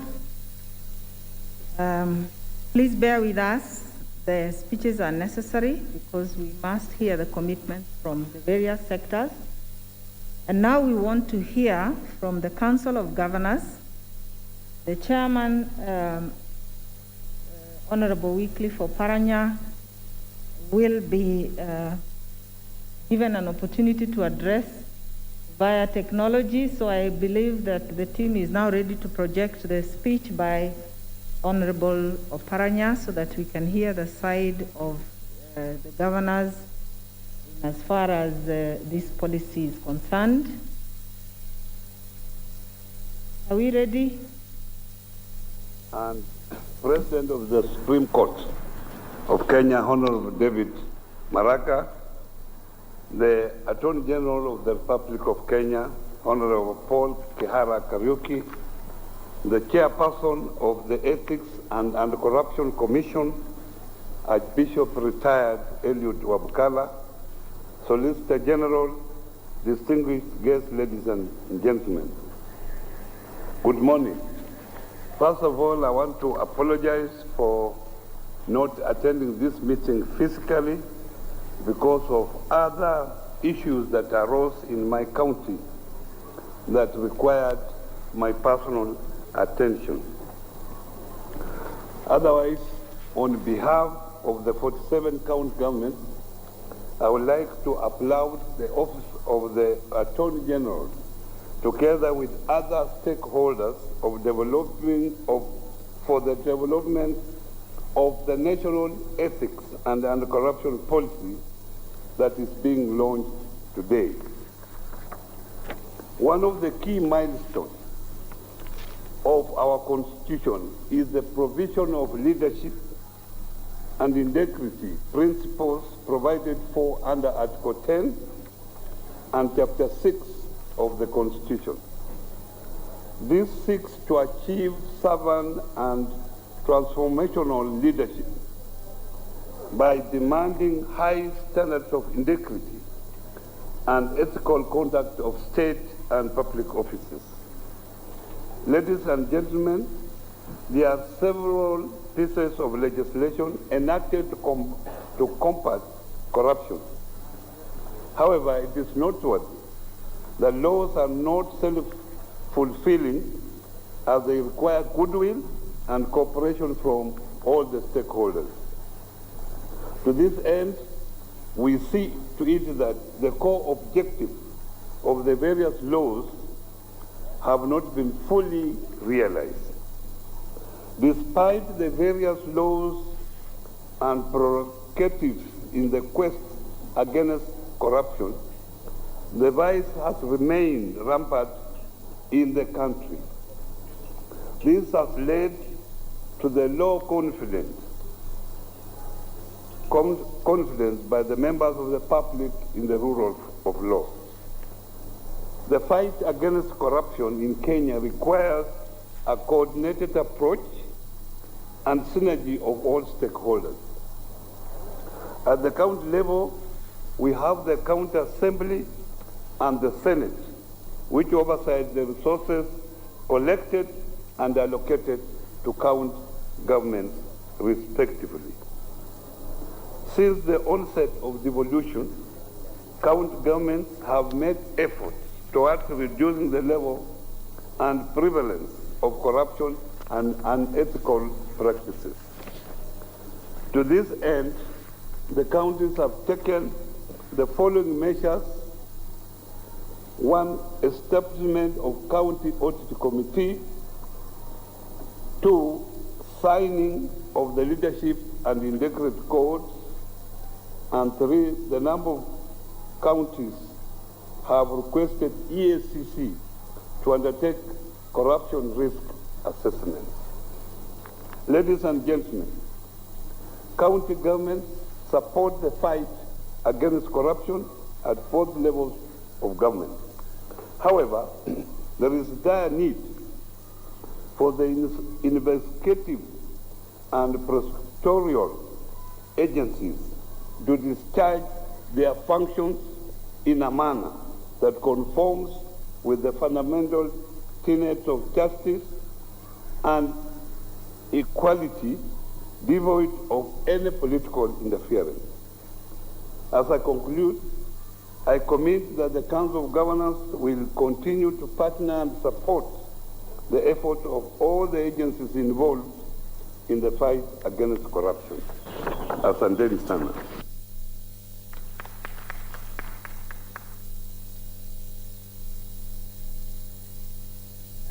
There is a key stakeholder who's been very instrumental in the development of the policy together with the others, and I need to recognize the Executive Director of National Anti-Corruption Steering Committee, David Gadhi, who is with us.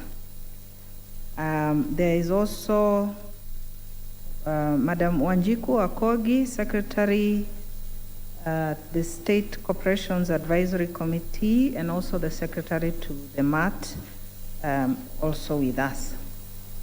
And please, even if I don't mention your name, feel welcome. This policy is for the nation and it's for everybody.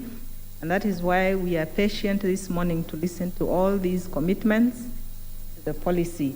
So now it is my pleasure and honor to invite the Office of the Attorney General, represented here by Marianne, to address us as we approach the launch of the policy.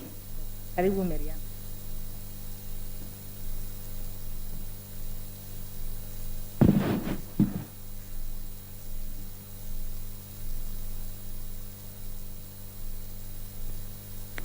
Good morning. Allow me to start with the Honorable Attorney General's apologies because he told me that an authority above his pay grade has called him for an urgent meeting. So you will allow me to just carry out the delegated function that was given to me, to read his speech as it was given to me. Chairperson, EACC, Archbishop Wabukara. Chairperson, Public Service Commission, Mr. Stephen Kirogo. Vice Chair, members, and CEO of EACC. The Director, Criminal Investigations, Mr. George Kinoti. Representative of the DPP, Dorcas Odo. The Country Director, IDLO, Madam Teresa Mugatasa. Our development partners present, colleagues, distinguished guests, ladies and gentlemen, I am greatly fulfilled today as I take this opportunity to address the auspicious occasion of the launch of the National Ethics and Anti-Corruption Policy, Sessional Paper number 2 of 2018. We are launching this policy at a time when our nation, and indeed the whole world, is grappling with the effects of an ongoing health pandemic that threatens not only our health, but our economic well-being. The need to secure scarce resources for the betterment of our nation is greater now than it was before. It is now more important that the journey to recovery and nation building be undertaken with transparency and accountability. It is a matter of common knowledge that corruption is a major stumbling block to the achievement of our national development goals enshrined in the Vision 2030 and the Big Four agenda.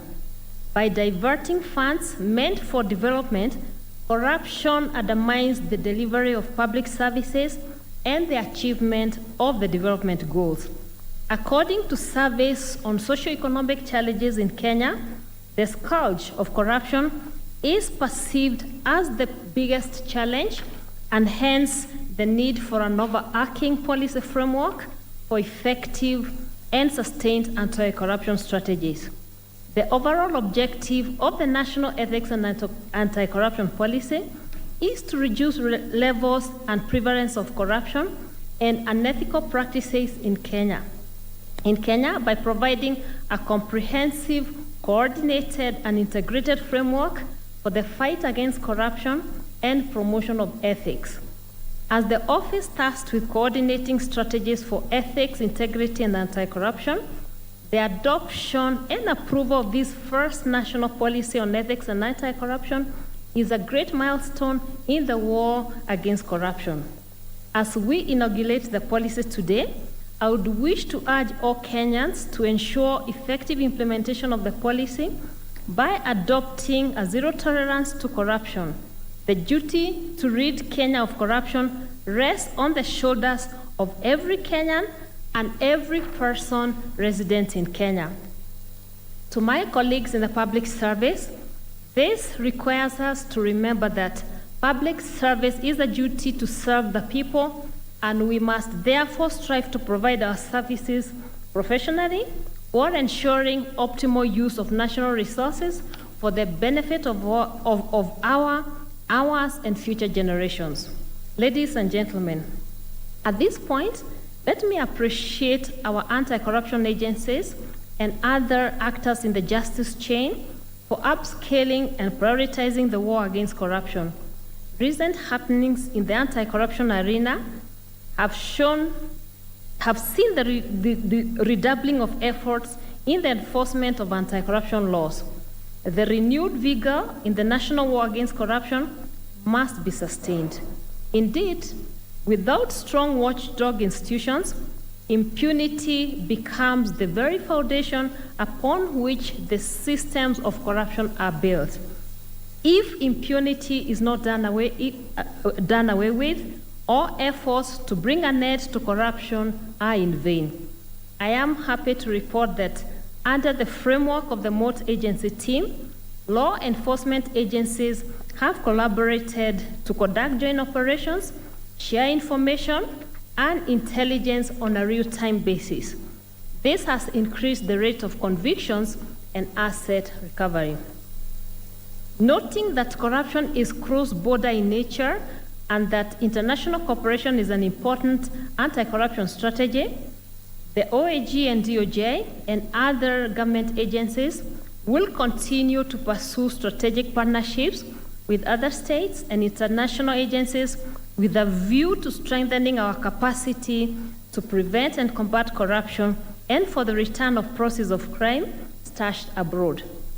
Since corruption involves deprivation of assets from its rightful owners, the public, such property must be traced, seized, and returned to its legitimate owners. Nothing deters a corrupt perpetrator more than the removal of the advantage gained. Implementation of the policy will ensure that the legal and institutional framework for fighting corruption is constantly reviewed and updated to address the evolving nature of corrupt practices and to seal any gaps in the legal and administrative framework. In that regard, to ensure that the policy is fully implemented, the OAG and DOJ will establish a team to coordinate the implementation of the policy. They will provide annual progress reports to all stakeholders on progress made and any challenges encountered in the implementation of the policy. Ladies and gentlemen, having a policy to deal with corruption is one thing. Having it implemented by we, human beings, is quite another. If we do not accept to eliminate moral indiscretions from amongst ourselves, we will not be successful in our fight against corruption. We must start with repairing the moral fiber in our society by eliminating the impunity with which some of us conduct our private affairs. The inconsideration for the welfare of the ordinary citizens, the lack of respect in dealing with fellow humans, and the greed for wealth that we shall one day leave behind when we are caught by a creator, these are the fuel for corruption. Until such time as we can individually, honestly, and truthfully eliminate corruption from our lives and shame those who glorify ill-gotten wealth, we will not change. In this regard, each and every one of us is a leader in the fight against corruption because we all have a say. Thank you, and God bless Kenya. It is now my singular pleasure to invite the chairman, EACC, to give the keynote address and launch the policy.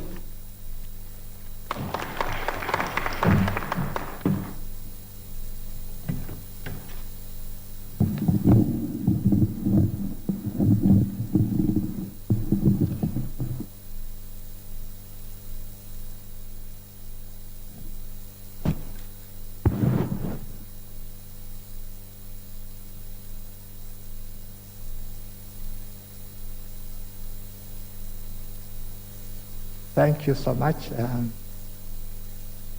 Ladies and gentlemen, just to start, I want to, first of all, acknowledge the fact that the Honorable Attorney General was indeed very desirous to be here with us. But because of a very important function, he called me this morning and said, as our sister Marian has indicated, for all of us to receive his apology. And he asked me to perform a function which, for the first time, may be very difficult, to stand in his shoes and do the opening. And I want to thank you for the presence and also for the patience to be with us up to this time. As I do the protocols, I want to recognize our brother, Chair of Public Service Commission, Steve. I also want to recognize the commissioners for EACC, including my Vice Chair, who is seated down here, the directors at EACC, and our own Chief Executive Officer, Mr. Twalib Mbarak. We also are very privileged to have our brother, the Director of Criminal Investigations, Mr. George Kinoti. Thank you so much. Development partners who are here. The office of the DPP, represented by our sister Dorcas. Thank you so much for coming. Members of the Fourth Estate who are here. The development partners, and I can recognize Sister Teresa Magaza from IDLO. Professional bodies, thank you so much for coming. And the religious organizations represented by Father Mutia here. Distinguished ladies and gentlemen, allow me to begin by thanking the Almighty God for this wonderful opportunity He has given us to upscale our anti-corruption interventions through the launch of sessional paper number 2 of 2018. It's also referred to as the National Ethics and Anti-Corruption Policy. From the onset, I wish to appreciate all state and non-state actors who have turned up for this event. We don't take it for granted, and we are very, very grateful for your presence. For this underscores the value you people attach to the collective responsibility in the fight against corruption and promotion of ethics. As you may be aware, The ESCC is a constitutional commission pursuant to Article 79 of the Constitution and established under Section 3 of the ESCC Act number 22 of 2011, whose sole mandate is to combat corruption and economic crime in Kenya through law enforcement, prevention, public education, and promotion of standards and practice of integrity, ethics, and anti-corruption.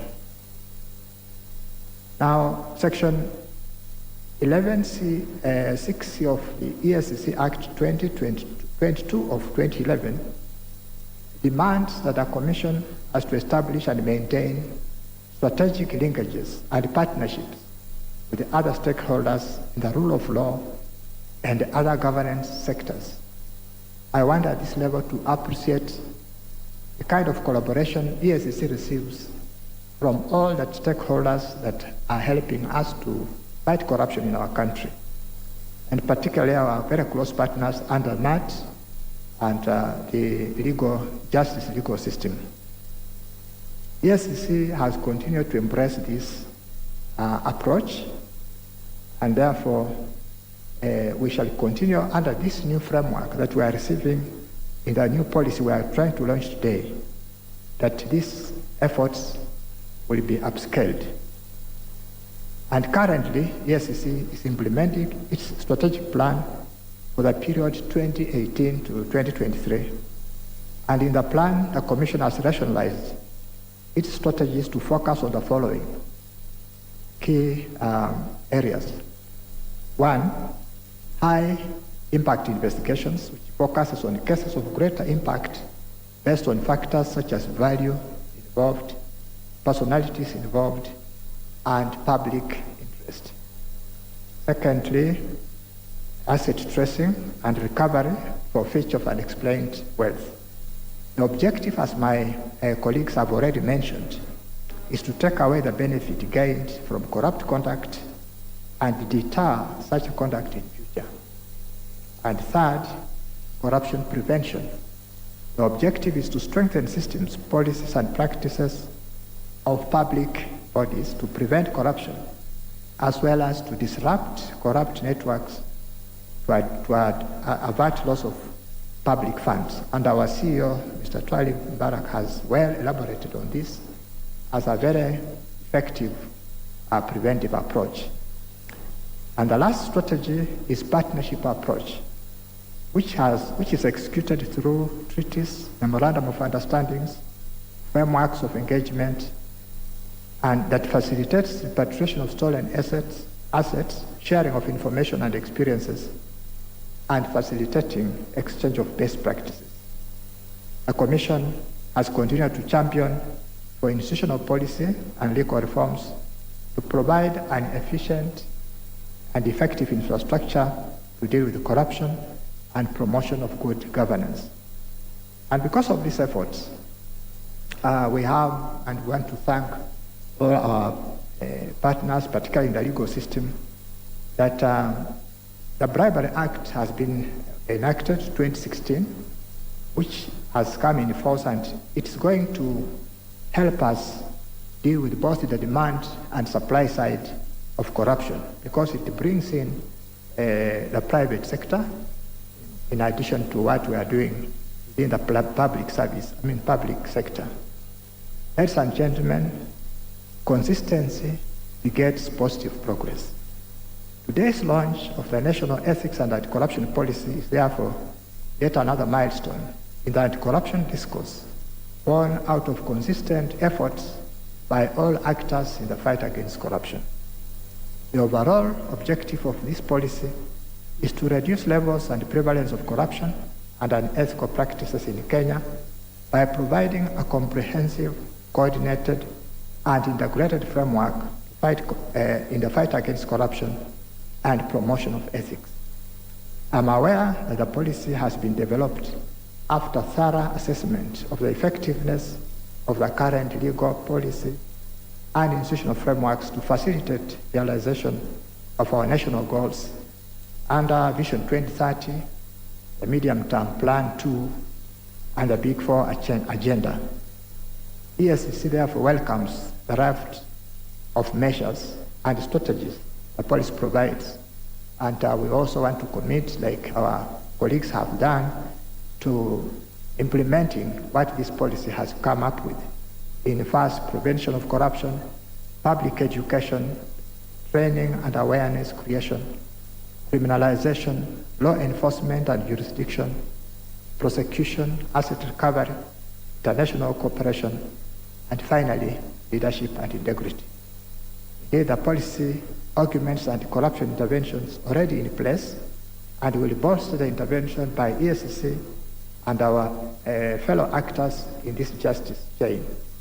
We fully welcome and thank all players who have participated in this work, development and finalization of this, especially the Honorable Attorney General for his astute leadership in terms of coordinating all of us to achieve this wonderful policy.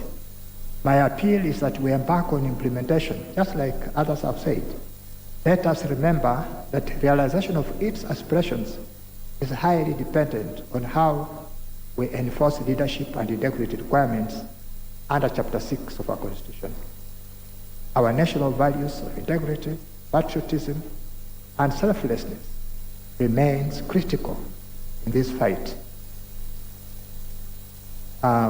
We need to make sure that in fulfilling these aspirations, the citizens are fully involved. To activate the foreign power bestowed on us and to proactively participate in governance processes to enable us to realize the values and aspirations enumerated in this policy. We should always, as citizens, all of us as citizens of Kenya, seek to elect leaders of integrity and also to hold them to account for their actions. Also, the leaders should embrace servant leadership, compassion, humility, and fairness in the discharge of our responsibilities and service to the people. And as my colleagues have already mentioned, the offices that we hold is a trust on behalf of the people. Not all Kenyan citizens will come to become the chair of ESCC. But when I'm chair, I'm holding it on behalf of everybody. And that happens to every office that a public officer holds. We do that in trust to the people of this country. And therefore, we become good stewards of whatever is given under our seal. That will help us to combat corruption.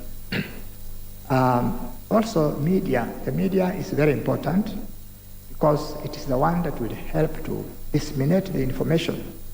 It can illuminate, it can admonish the corrupt among us, and it can also champion integrity in their programs. Our society more than ever requires good mentorship and good role models.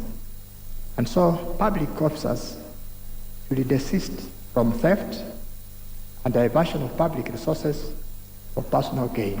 Instead, they should use their offices to bring dignity and honor to our nation. In conclusion, I want also to say all is not lost. This war on corruption needs all of us to be patient and persistent. As I look at the current indicators, one shows that the World Bank says that the ease of doing business in this country has improved from position 130 to position 56 in 2019. I think that is something we need to say something good has happened.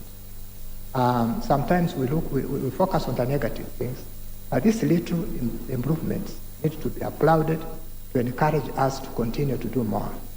I have also looked at the Transparency International Corruption Index for 2019, which also showed an improvement of 6 points. If you have an examination and you improve by 6 marks, it might even push you to get a distinction. So the index says that Kenya improved 6 points from position 144 in 2018 to position 138. Well, it may not be a credit, but it's an improvement. And therefore, these are gains which I'm saying, if we are patient and persistent, we can continue to achieve a very remarkable success in the war against corruption. So these significant strides have been achieved through collaboration with the local, regional, and international partners. We therefore remain grateful for the support by all Kenyans. Our strength, progress, and eventually prosperity lies in our collective efforts and contribution towards a just and fair society. We should work using this model that we have received to begin to change our culture, and that culture that we can bring role modeling in order to combat corruption. Somebody says the word culture comes from cult, and of course cult is worship. And so what we worship will basically form our way of life. And unfortunately, too much worship of money, energy that is spent in worshiping money and power will lead us on the wrong path. Let us then begin to change that so that our culture changes for people who can serve, people who can be good stewards, and people who can also be caring one to another. And with these many remarks, I wish therefore to thank you for listening and move that we go to the second stage of unveiling our policy that we have just talked about. Thank you.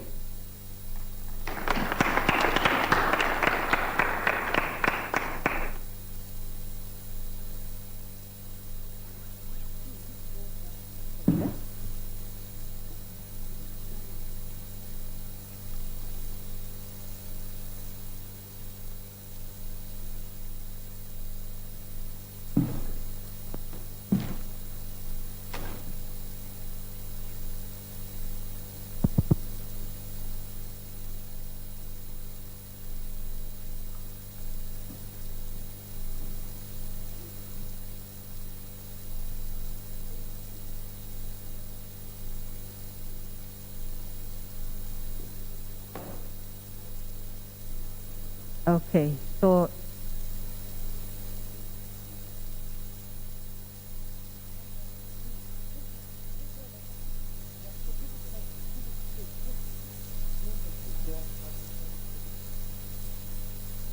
the chairman of the Ethics and Anti-Corruption Commission will lead this team to unveil cut the ribbon and unveil and launch the policy.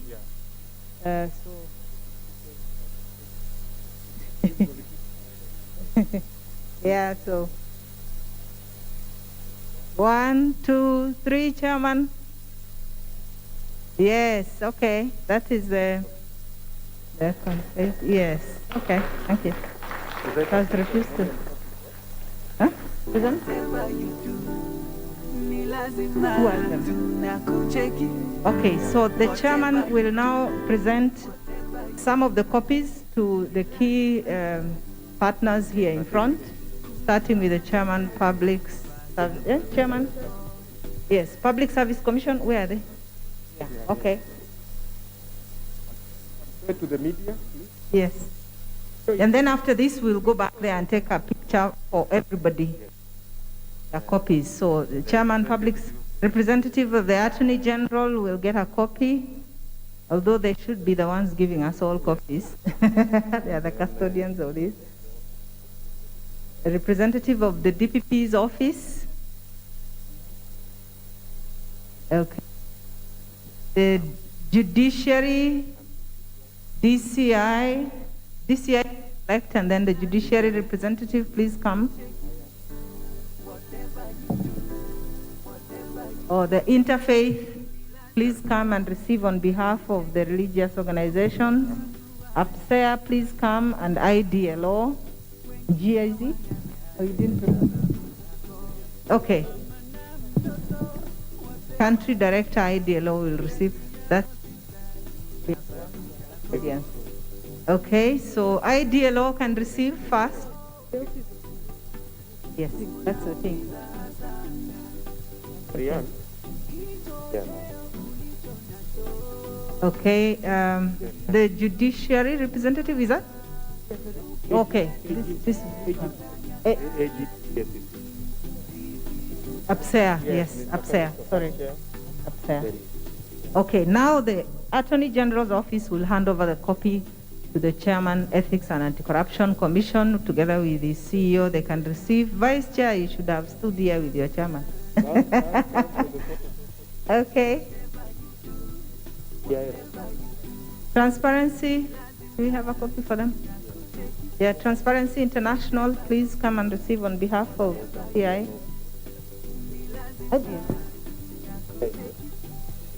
GIZ, if you're here. Yeah, TI, that's Transparency International. Yeah. So thank you very much, everybody. Let's just go back there. Yeah, then these copies are available online, and if you need copies, you can also let us know that you need. Council of Governors, yes. Who is yeah, if there is somebody who can receive on behalf of the office. Give them ceremonial. Okay, we will. Yeah, so we'll ask the people who have received to please stand up here and receive, or maybe down here near the flowers, so that they can take a copy, a photograph of the, just in front of the dais. That might be small.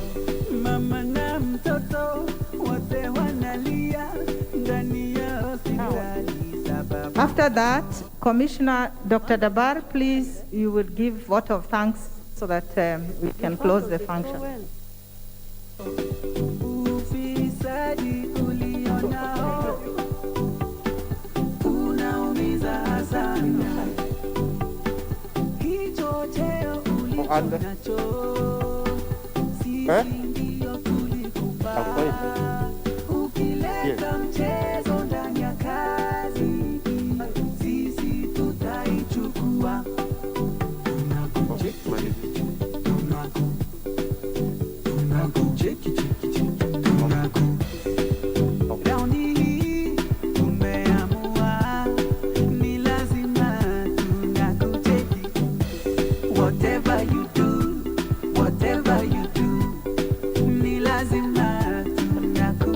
At least you can remove your mask just for a few minutes. Okay. Okay. So we take back our seats for the vote of thanks and closure. Whatever you do, whatever you do, ni lazima tunakucheki. Tunakucheki. Yeah, please take your seats and that's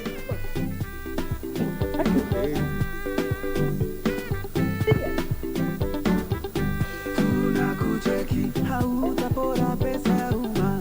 Tunakucheki, hautakuwa na ukabila. Tunakucheki, hautatutumia. Maendeleo ni jukumu lako, na kujali maslahi yetu. Hicho cheo ulicho nacho, sisi ndio tulikupa. Ukileta mchezo ndani ya kazi, sisi tutaichukua. Tunakucheki, Raundi hii tumeamua, ni lazima tunakucheki. Whatever you do, whatever you do, ni lazima tunakucheki.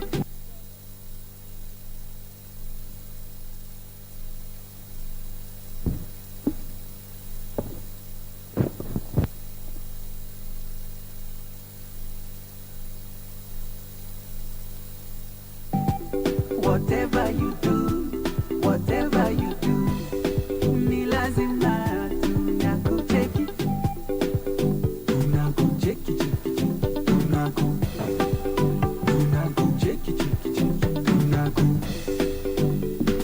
hicho cheo ulicho nacho, sisi ndio tulikupa.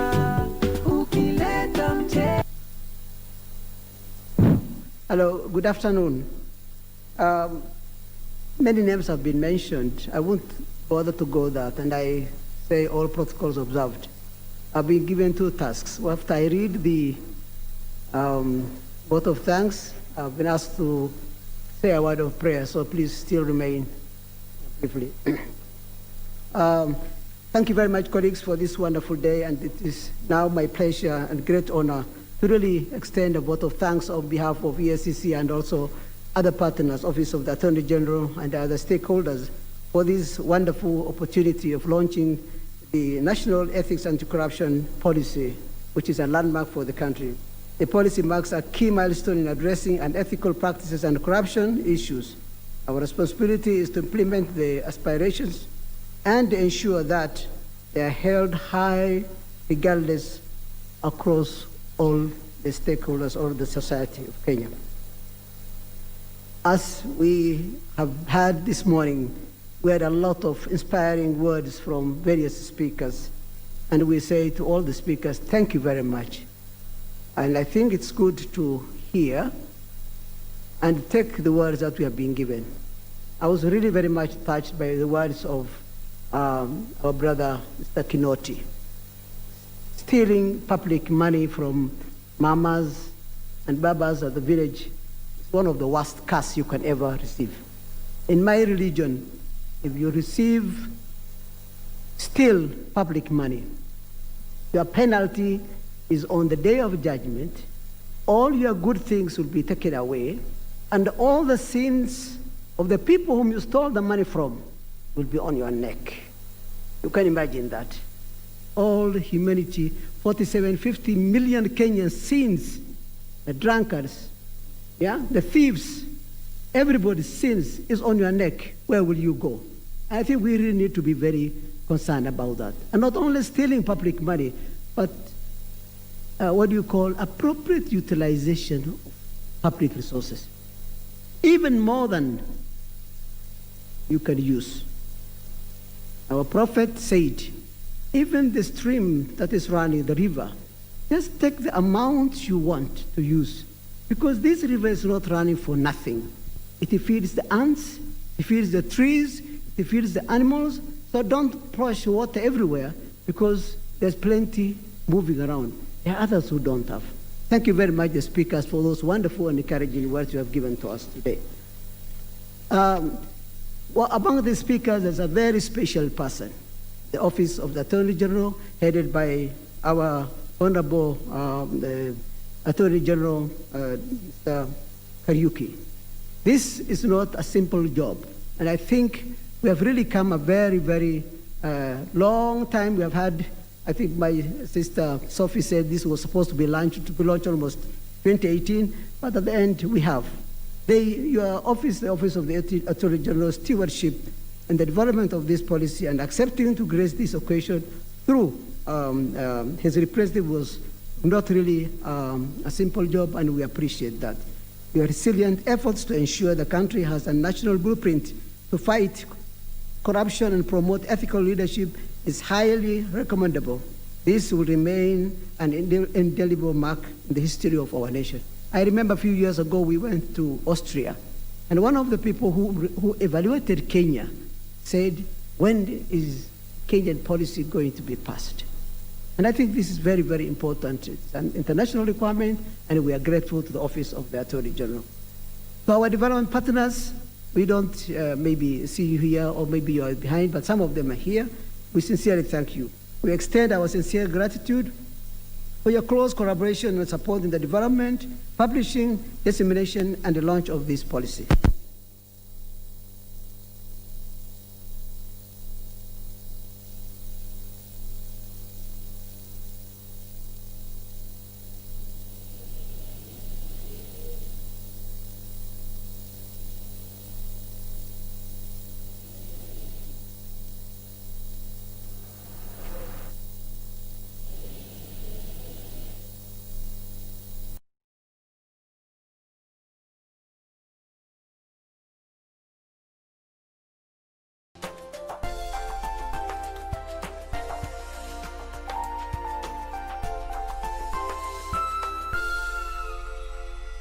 Tonight on KBC Channel 1. So you didn't put gas in the car before going out on the highway. Well, I didn't know I was running out of gas. You didn't know it? It's your fault, too. You didn't notice either. Oh, my goodness. But you know, he showed up today wearing brand new clothes. Where's he getting his money from? I've totally failed him. No, that's not true. That isn't true. Don't pay attention to her. She's disrespectful. You have to fire her immediately. Listen. Hey, Diego, do it. Come here. Diego, Go on, Diego, wait for me. Come on, Give me back my son. It's okay, Diego. Yes, it's okay now. There. El paraíso conocimos. In Love with Ramon.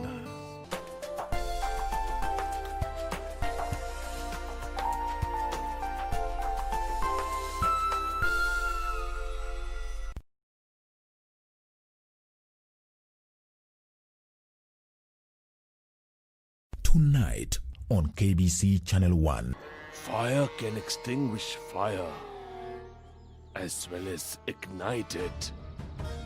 Queen of Magad, why have you come here?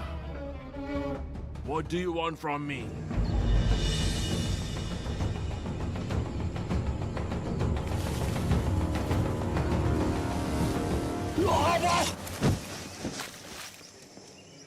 Where are you? There is no news about you since so long. But how can I leave my mother alone in this condition?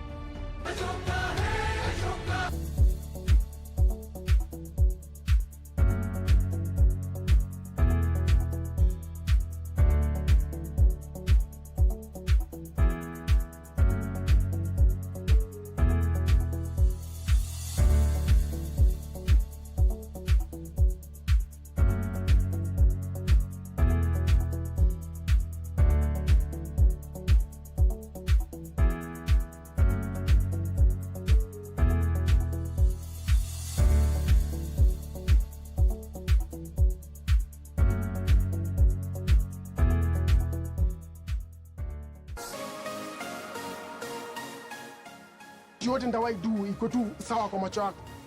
Unataka kwako? Ati nini? Why are you people shouting? Are you okay? Mwanamke ninakuona sana.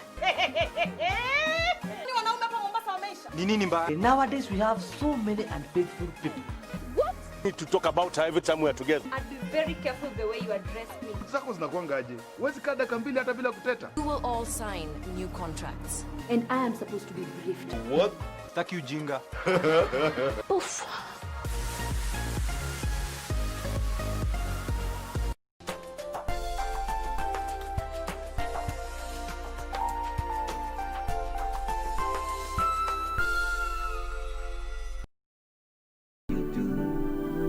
Lazima tunakucheki. Kuna watu wamekufa sababu yako, wengine hawana kazi sababu yako. Mama na mtoto wote wanalia ndani ya hospitali sababu yako. Ufisadi ulionao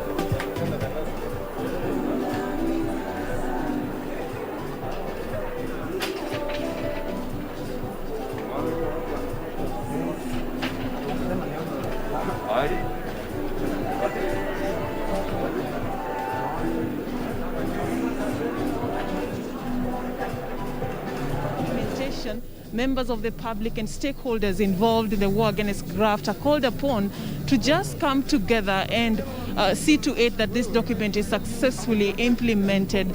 Today we just want to understand more about some of the milestones that the country has achieved in the war against corruption. And joining me right now, I'm going to be having a brief interview with a few stakeholders in the war against corruption. I'll just begin with the chair of the Ethics and Anti-Corruption Commission, Archbishop retired Eliud Wabukala, just to understand more about more of the preventive measures on corruption, which is one of the key strategies contained in this particular document. Thank you so much, sir, for joining us. Quite a colorful event this was. I just want you to highlight for our viewers, it is 7 strategies contained in the document, but one that stood out for me was the prevention of corruption, something that you are passionate about. Just tell us a bit about how you feel that can work in our country. I'll hold it for you.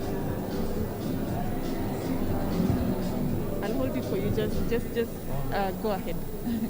Okay, thank you so much for being with us. I think prevention of corruption is very important because first it is cheap. It is cheap because it doesn't involve these prosecutions and animosities that surround the fight against corruption. The preventive measures, some are going to be proactive, like disrupting the corrupt networks, but more so, it's the education and awareness so that the people themselves say it from their hearts that they are not going to engage in corruption. So the policy that we have launched today is comprehensive. It is calling upon people, all people, not just the public servants, not just ESCC, but all Kenyans. It provides an opportunity for every actor in this country to participate in corruption. And in that way, we are very sure that we shall be able to prevent corruption. And so today is the starting point. And I think we want to encourage people to come along with all the agencies that fight corruption to ensure that we are able to prevent corruption. Let us prevent it. The preventive measures, as you have heard people mention, start from families. What we provide at family level is important. What comes out through our education system is important. And we carry all that way to our jobs so that all of us are good people taking care of the resources that God has given us. And in that way, we shall be caring for each other. We shall be encouraging the economy to grow. We shall be creating jobs for our young people. And so today was important because it's a policy that is comprehensive to bring everybody on board. Thank you so much. All right. Finally, how would you describe the progress you're making in the fight against corruption? The progress against fight against corruption is steady, I can say that. And as I said, the fight against corruption needs patience and consistency. You don't lose hope, but be patient, be consistent, and step by step, every Kenyan is going to come on board and we shall win. I can say the fight is steady, progress is coming, but there's still a lot to do. That's why we invite everybody to come. Thank you. Thank you so much. And now I'll be joined by the CEO of the Ethics and Anti-Corruption Commission, Mr. Twali Mbarak. Thank you so much, sir, for joining us. Just tell us from where you stand what you think is the biggest impediment in the war against graft in the country. I think it's multifaced. You cannot have a single issue that you say this is the biggest impediment, but I can talk about major impediments. First of all, it starts with the culture of the society. When you talk of the culture of the society, is how we behave ourselves. I think they say that when you see a country that the roads, they have to put bumps, it means there's a problem with the society. Because the society, when they're given the speed of reading that this is the limit, 50 kilometers, they cannot take orders through the signboard. They have to be stopped physically by putting road bumps. So society plays a big role in the fight against corruption. And we look at it in three ways. First, the way the bishop has said, from the house. How do you do the upbringing? Then the environment, which is part of the socialization process. And we also look at the political culture, because if the political culture is not very transparent or it's very accountable, it translates into a corrupt society. So that is one of the problems. And the second problem is the capacity of the organizations. You find that they're overstretched. We are able to do our work, but there's an element of being overstretched in terms of budget, the issue of operational funds, and corruption is not only done by one single entity, like the ESCC. It is done from the investigation, it goes to the DPP, from the DPP it goes to the judicial system, and that is where you get the end product. So we need to streamline all the segments that are involved in the fight against corruption. Is this policy the silver bullet that we need as a country to win this war? What's the next step after this launch? There is no silver bullet or there is no single solution to the fight against corruption. But one thing I can talk about the National Ethics and Anti-Corruption Policy is a move to the right direction, because this policy, before we used to have what you call segmented or fragmented policies. ESCC has got its own policy, other organizations have got their own policy. This one is an amalgamation of all policies at a national level, and it is like this is like a race whereby each runner has got a baton to give to the other, and all of it is addressed under this policy.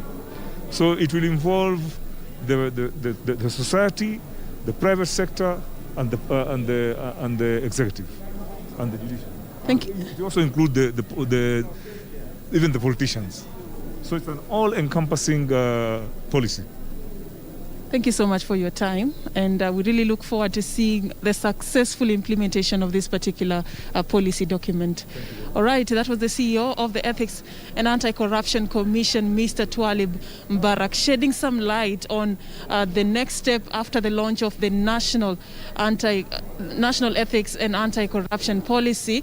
And we are just going to hand it over back to studio. We have been coming to you live from the Kenyatta International Convention Center, where today the Ethics and Anti-Corruption Commission, in collaboration with the Office of the Auditor General, they were launching the big document, the sessional paper number 2 of 2018, the National Ethics and Anti-Corruption Policy. My name is Safina Cheng Oma, and on behalf of the team that has been bringing this live proceedings to you on KBC Channel 1, thank you so much for according us your audience, and we now hand you over back to studio.